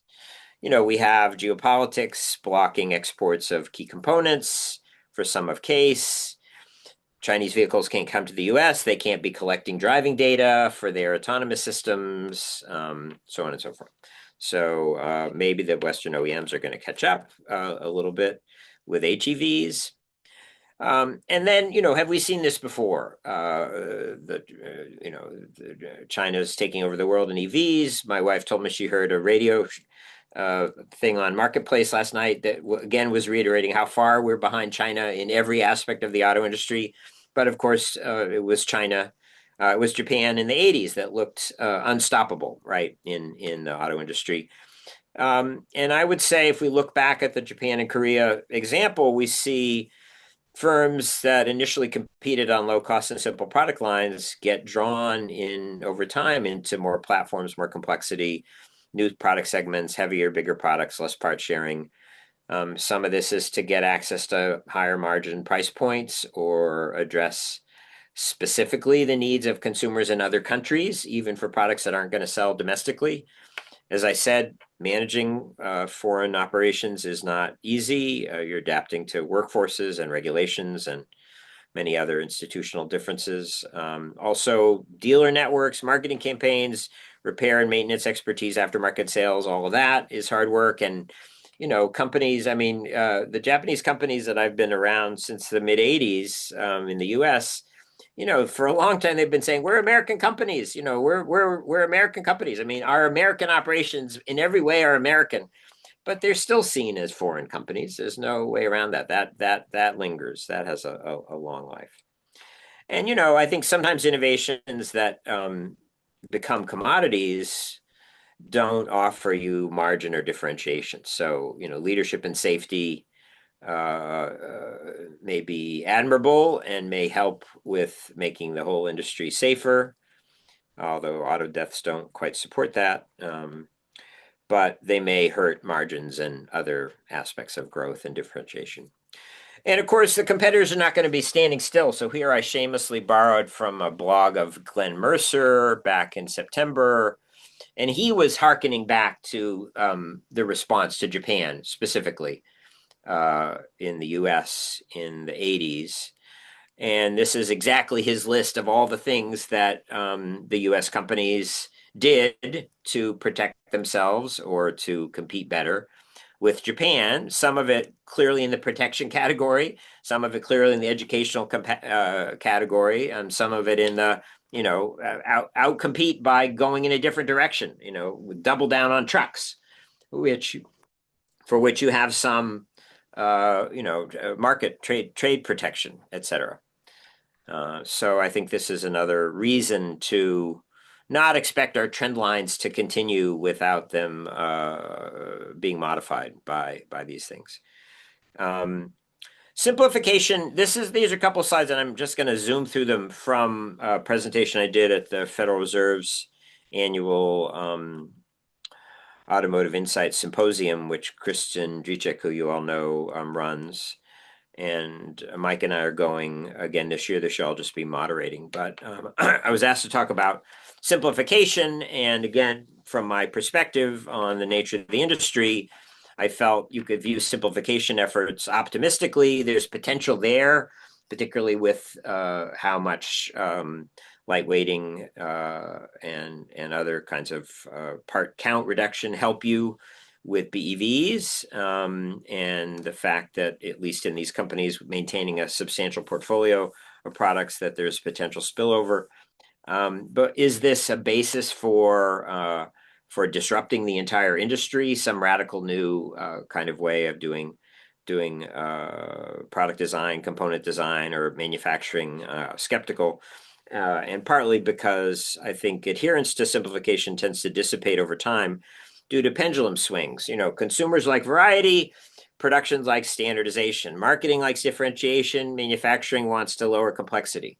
Product development alternates big and small changes. Bigger changes are perhaps bigger opportunities for differentiation. Smaller changes may often be more for cost reduction. Or I used to hear about Toyota that they'll have 1 year when they'll do a bunch of big design-oriented changes, which raise the overall cost. And then the next time they do even a major model change, it's all about taking cost out. So you can kind of pick this up in some of the quality reports on Toyota vehicles. This one was great. This one's not so good. Oh, it got good again. Well, it's a little bit of a deliberate strategy. Also, cost competition may drive simplification, but market share competition tends to drive differentiation and variety. So there's just a lot of tension within and across firms on this. And it's not new. This pendulum has been swinging over time and within and across firms. There's a pull back and forth within functions in firms. So I would say, I'll just assert on the basis of studying the industry for a long time, it seems like, and seems to be what consumers like, but there's other forces, the supply and demand for variety is always increasing. I would say it's unvalidated whether the idea that it's going to all change, having a limited product line that you don't change very often and differentiating through software is the new future. Tesla proposes that. Tesla, of course, doesn't keep its product static. Behind the scenes, it's updating constantly for cost and performance improvement. And you see a lot of this part simplification from them. But what customers see is this idea, and that's what's marketed to investors too, differentiation through software. Just to be clear, I would say Chinese OEMs are not following this strategy, although maybe Xiaomi and I suppose Huawei, but we can't really tell yet. So to conclude, I think Chinese industrial policy largely drives what we see, has driven what we see now, the proliferation of automakers, the surge in NEVs, the exports, the dominance of batteries, and the strongest Chinese OEMs have built tremendous capabilities on their own. Along with this support, I guess the differential, the SOEs getting the same support have definitely not fared as well. So you have to, I think, assuming they all got similar kinds of support, maybe the support was also differential. I looked for, and again, I didn't really get a chance in the area of manufacturing to see it because we didn't get the plant access. I don't see any novel breakthrough production system like the Toyota production system. Maybe I'm too fond of the Toyota production system as from the years in which I discovered it and how different it was from mass production, but I just don't see it. I think it's the engagement of the state in directing the industry trajectory that's really the breakthrough innovation in the Chinese story. And so the capability advantages are many. This is the list I showed you earlier. They're all subject to challenge and under pressure now. I think the history of Japan and Korea is instructive. And I think in a decade, you're going to have mostly a few Chinese OEMs that are super strong competitors in an industry that's still global and still has other strong global competitors. So it's a little bit of an incrementalist equilibrium kind of argument here from me. And maybe that means I've been hanging around this industry too long. I don't see enough disruption. Thank you. Thank you very much, John. That really wrap up very well the session, and now we are up for well, I don't know, for those who want to stay longer. As you know, our time frame is flexible, so I know there are many of you still here. Thank you, and let's open the question, and of course, those who need to go amongst the speakers and the participants, feel free to do so. Those who want to stay, we keep it open until it goes. So I let perhaps Alexandra to manage the QA and see who is raising hands and if there are any questions in the chat. Okay. So are there any questions? Yeah, maybe it's not a question, but it's a comment. Can you hear me? Yes, we can hear you. Okay. IMEI is not a brand. It is not a brand. It's Intel Inside. The vehicles it is reported on purpose as a brand, but it's not a brand. The vehicles are sold by BAIC, by Ceres under the Ito brand, by one of the Chery brand, Luxid, by Maextra, Jack, but it's not a brand. So you need to be very careful. Another element, Wuling is part of SAIC. It's SGMW, and it is not a private company, and it is a part of very much of the state-owned system. Actually, the state where Wuling is located is, I believe, a shareholder at 10%. So I think those are maybe slight things. And for me, and I don't know if I heard it very directly, the what happened was very predictable. It was written in the 12th, 13th, and 14th economic plan. China just issued the 15th plan, and I think the answer to most of your questions is in this plan. Automotive is no longer a strategic industry, but it is also not an industry to be restructured, unlike shipbuildings, steel, and other heavy industries. So what it means is they will continue to export their overcapacity and their problems to the rest of the world. There will not be any actions by the government to restructure this industry. So I think some might go bankrupt. Many did actually already, but it's not going to be an organized system. And now what I think, and some couple of people touched upon that, ADAS, so autonomous driving, robotaxi, is a strategic priority in the 15th plan. eVTOL was mentioned, and it's very much mentioned. It's a low altitude economy. And by the way, many OEMs are very active. Geely, Chery, GAC, XPeng are very active in this field. And the last point, which I think also is very critical, is hydrogen is a priority in the 15th plan of the Chinese government. And that means that the Chinese view is batteries, they master, or there is enough momentum. And now all the advanced research and all the money of the government will go towards hydrogen. And we need to understand that the reason why they became leader in BEV is because the government has put a lot of money. CATL has thousands of engineers since 15 years working on battery electric vehicles. And I think they will continue for sure, but very clearly, the focus now will be on hydrogen, and not only for automotive, by the way, I think for the entire hydrogen ecosystem. So just wanted to maybe make some comments, and because maybe I misunderstood what was said, but it can be misleading. And what you find out with IMA, it is true that it is reported, but when you look at China, you very often as double counting, because SAIC counts the volume of Volkswagen and General Motors. So you very often have a double counting, and IMA is reported, but it's also counted by BAIC, Ceres, Chery, JAC, and other OEMs. So just some comments from somebody who's lived in China for 5 years and has been working there and knows a little bit the market. Thank you very much. Very instructive. I think we will all react to your precious comments. I propose to take more questions, even if we run late. There will be not so much time to deal with all of that. So I see Healy Liang. Hi, hello everyone. Can you hear me? Yes, good. Okay, so I got the questions for John. That is, in your presentation, you mentioned that the new phase of the industry development could be clouds appear, and I ring about that.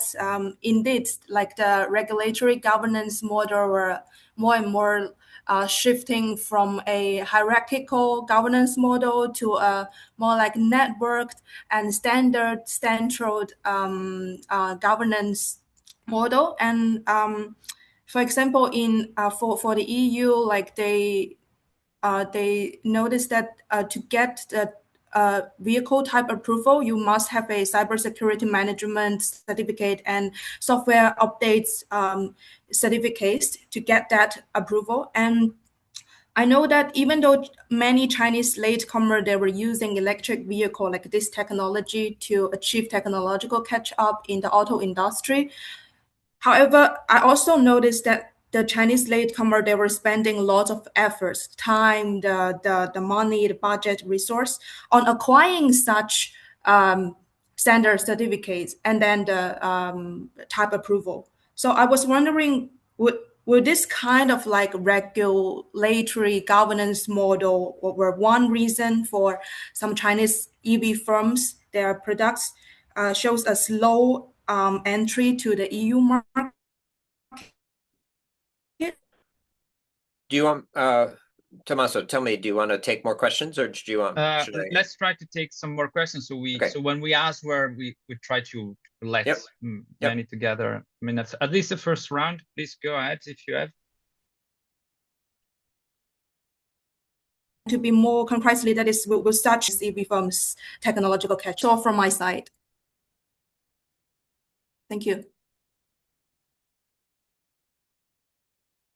No other questions? I don't see them. Alexandra, you don't see them as well? No, Okay. no more questions. Well, let's react. John, please Actually, go ahead. no, Tommaso, just one. Margarita has just written a question in the chat, so maybe we can take it right before. So I have a question about the characteristics of the market targeted by manufacturers' products. In June, BYD and NIO showed us models that I do not believe can be used to expand their sales in Europe. Question: in Europe, how important can policies be in guiding market characteristics and supporting the potential of European companies, but also of manufacturers who will invest in EU countries? That's from Margarita Russo. Okay, I propose, John, you go first, and then we can react with Mike and Martin. Yeah, I mean, I think there's a couple of things going on in this shift to perhaps a bit more of a standards-based way of kind of governing and directing the industry. And here I'm influenced very much by a report that I think Mark Alshay and Christoph Midler and some École Polytechnique students prepared, maybe for the EU, that looked into some of this in detail. So part of it seemed to be the Chinese government has wanted to avoid the industry getting so dependent on subsidies and sales incentives that they get, complacent about it. So they put them on and then they take them off. And sometimes in the, I don't know that it's how coordinated it is, but there's also a set of tightening or improving standards for various technical aspects of vehicle performance. It's not just around emissions or the things that we think of in the context of the US EPA. It's all kinds of technical systems are being nudged. They have to be getting better, and it actually involves managing a lot of these interdependencies. So it's a way to force the industry to keep improving the level of the products. I'm sure that some of that is to enhance their potential for exports, and some of it is possibly to prepare for requirements for homologation and for importing in the EU and other markets, particularly in areas where those countries are going to be very concerned, for example, about cybersecurity, where that may not have been a big part of how those systems were designed originally. So I think it may reflect a wish to get away from the hierarchical aspect, but I think it wouldn't surprise me if there's still quite a lot of hierarchical aspect and this desire to kind of alternate financial support with technocratic upgrading, and also by the technocratic upgrading, particularly to prepare these products for more and more export market success. Thank you, John. Let me jump in for a moment then. Partly a follow-up to John Paul. The Chinese EV manufacturers, PHEV manufacturers, many of them are just launching their first vehicles in a given segment. And so something that will happen that pushes this back towards what John Paul talked about is, they're going to have to start developing replacement models. So in China, BYD is now in that position. They basically have a product in every niche, and they're having to start renewing products. The burden of that is coming forth, but it also then changes the marketing issue. I think marketing a brand new vehicle, you can find some splashy way to do it. Marketing a replacement vehicle is much more challenging. Here, the incumbents, the state-owned enterprises, the joint ventures, and then Geely, among the private companies, have experience with this. So Geely basically has gone through a bit of a crisis already, and they're coming into this restructuring period, having already done a lot of restructuring. They had their Polestar experiment, which flopped. They had a public listing, and they had to merge it back in, and on and on. So BYD now is seeing their sales falling in China. I mean, it's still extremely strong, but it's this product maturation challenge that is something that a lot of the players in the Chinese industry, the new players, have no experience with. So leave it at that.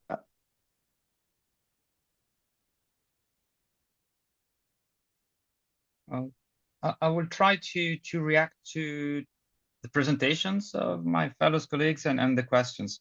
The many things on the table. Jean-Paul, you say something about the fact that perhaps one of the reasons why we see market share of Chinese brands growing so much is because there is also a shift in consumer preference for Chinese brands because they are Chinese.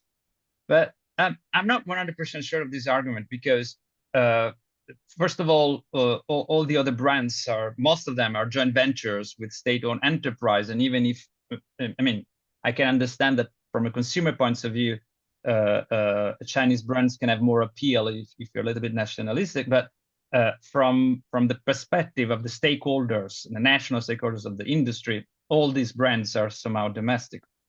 And also, when you look at the ICE market, you can see that Western brands are still very strong.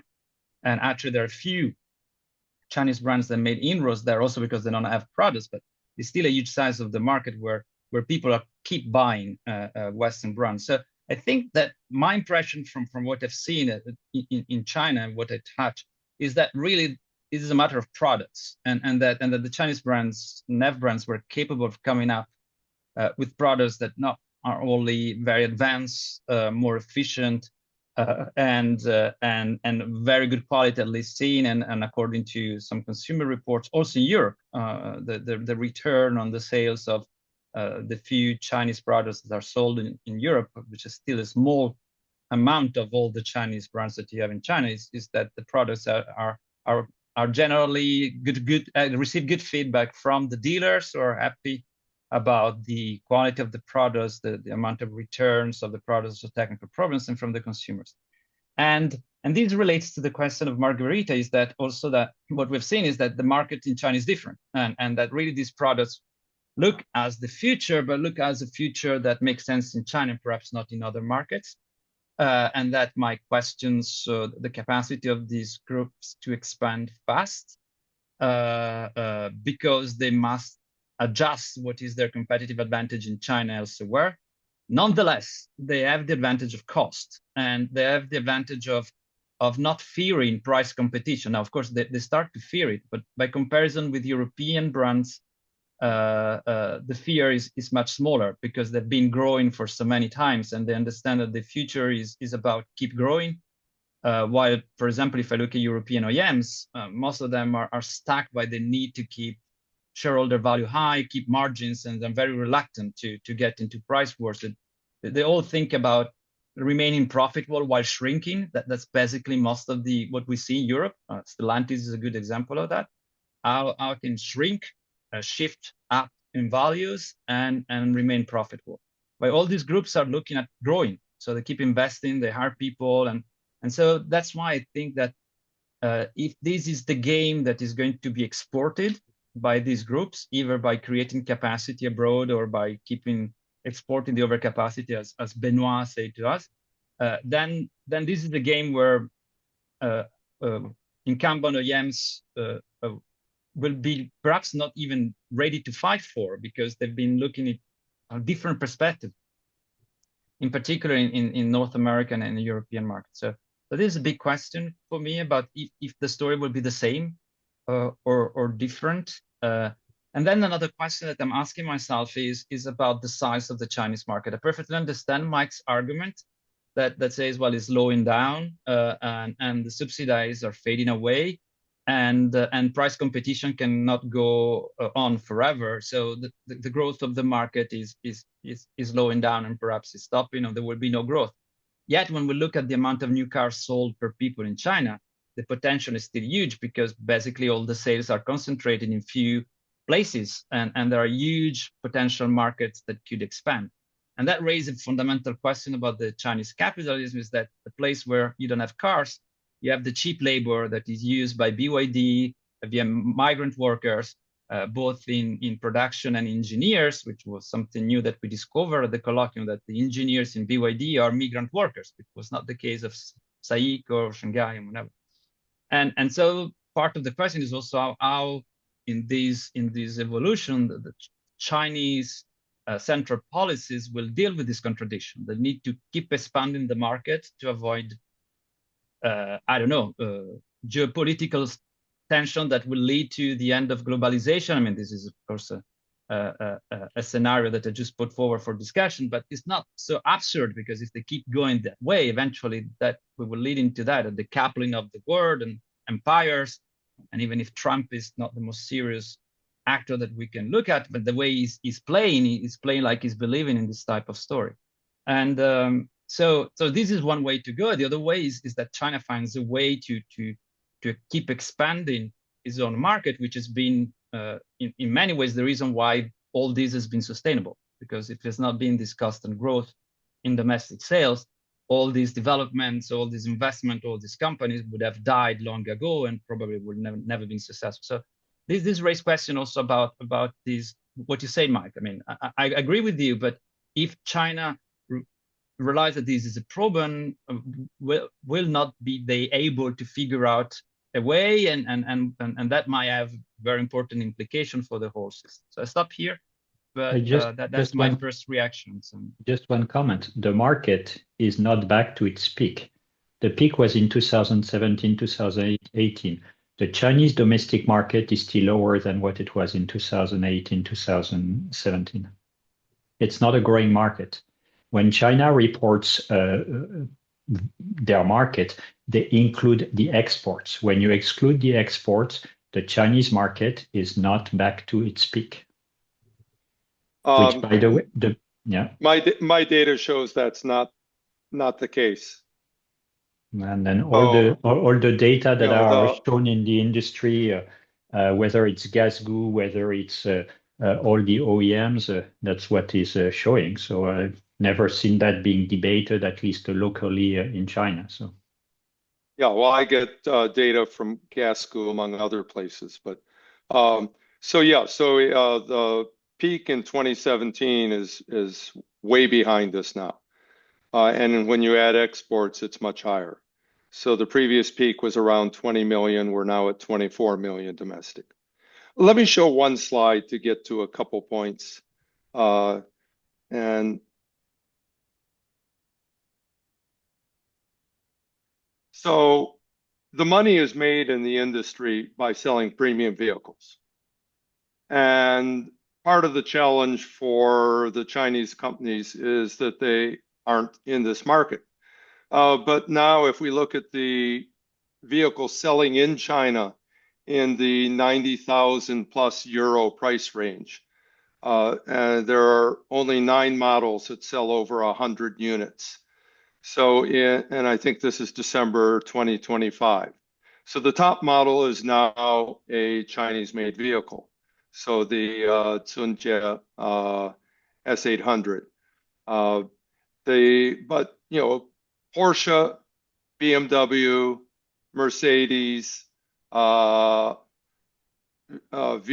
via Audi are still, you know, the 5 of the top 8 players in this market, and the volumes for the Neo is quite low. So, you know, there's still a lot of change coming in the market. The Chinese know that they need to move up market to increase profits. But of course, when you've got this many firms all trying to move up market at the same time, it's probably, you know, there may be, again, a group of losers and a group of winners, but it will compress the margins for everyone. And this is most important to the Germans, who have been far and above the dominant players in the high-end market in China since Audi began production back 20 years ago, 30 years ago. And the Audi, a black Audi was the sign that you were meeting a government official. So, it was the status symbol.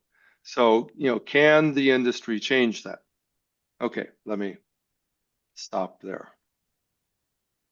John, maybe I'll just add that you're leaving in a few minutes, and I think we all are going to leave very soon. So before giving Martin the micro to have a reaction, please, John, go ahead. Yeah, I'll be quick. I mean, some of my impressions behind that statement, I think, go back a few years, and they might almost constitute hypotheses that could now be tested. One was that when any given joint venture would sell both the foreign nameplate and the domestic nameplate, the foreign nameplate, even if the products were essentially identical, would always outsell. So there was a benefit, marketing benefit, a status benefit, whatever you want to call it, to the foreign nameplate that seemed to be fairly persistent. Also, in the years that I was meeting some of these psych executives, they talked a lot about the new electric vehicles they were releasing, the new connectivity features they were releasing, working closely with Huawei, and the amount of investment that they were putting into that. And remember, this is, like 2016, 2017, so a little bit before this really took off. But so I got interested and was sort of watching to see the big splash that I imagined these models were going to make in the Chinese market, and they just disappeared without a trace. Now, again, maybe they weren't good products, and the other ones made by BYD and Chery and the like, and the exciting new companies were better. But there was some confluence, I think, of a sort of pride in the new Chinese firms, the young preference for NEVs, the young preference for better electronics.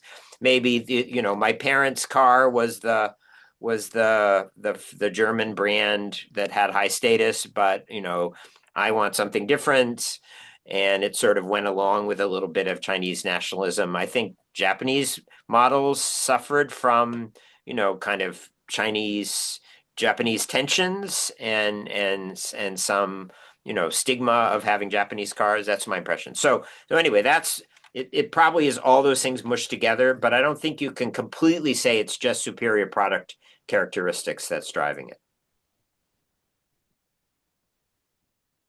Martin, do you want to have some final words? And maybe for Margherita, I think that the Chinese, at least some of them, already have the capability to adapt.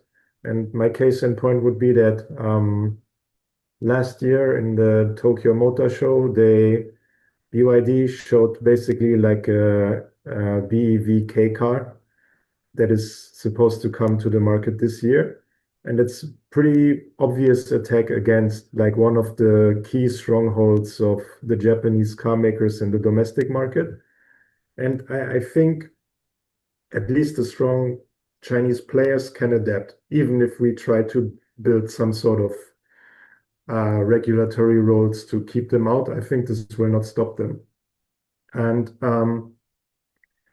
what I think is interesting is that this is like, let's say, relatively proactive on the side of BYD, and it's also showing that although the Japanese market is also not growing, that it's still like something that they seem to be interested in. And I think this is pretty remarkable. But I completely agree that some of the cars that they showed us were maybe more interesting for the US market, I would guess, and for the European market. But I think they can adapt if they have enough time and resources, which brings us back to Mike's point that who is going to stay and who is going to leave. And I think I leave it at that. Anyway, I think these are all matters that will still be at the core of our future meetings and colloquium and conference for many years. Thank you all thanks to the speakers and thanks to all the audience and those who are still here with us. We are just 13 minutes after the the time we were thinking of as closing this, so it's still okay. See you all soon. For the steering committee members, I remember them that we meet tomorrow at the same time. Oh, I'm not used to the special effects on Zoom. And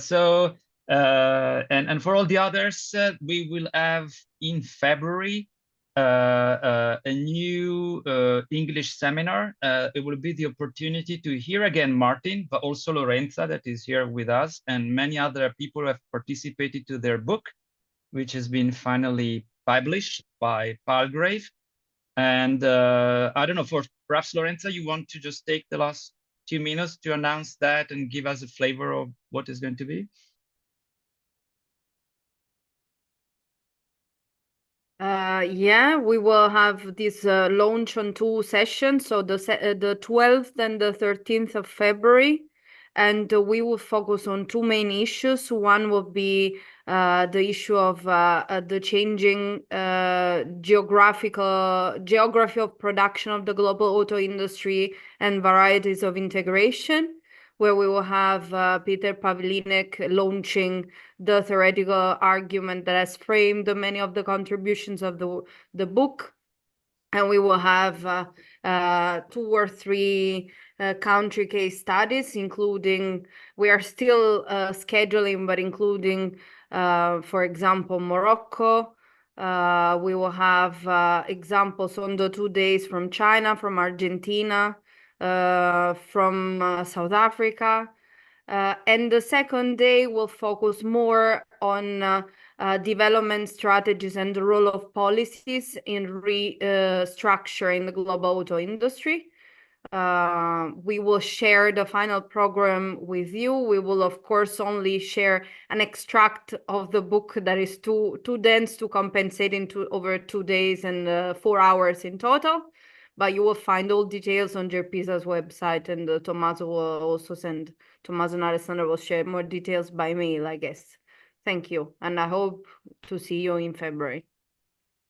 Yes, so let's meet again virtually, and then of course the call of papers for the next international colloquium that will take in Paris from the 15th to the 18th of June will be out soon, and so I hope we'll see you also soon physically in Paris in June. So bye to everybody. Thank you again.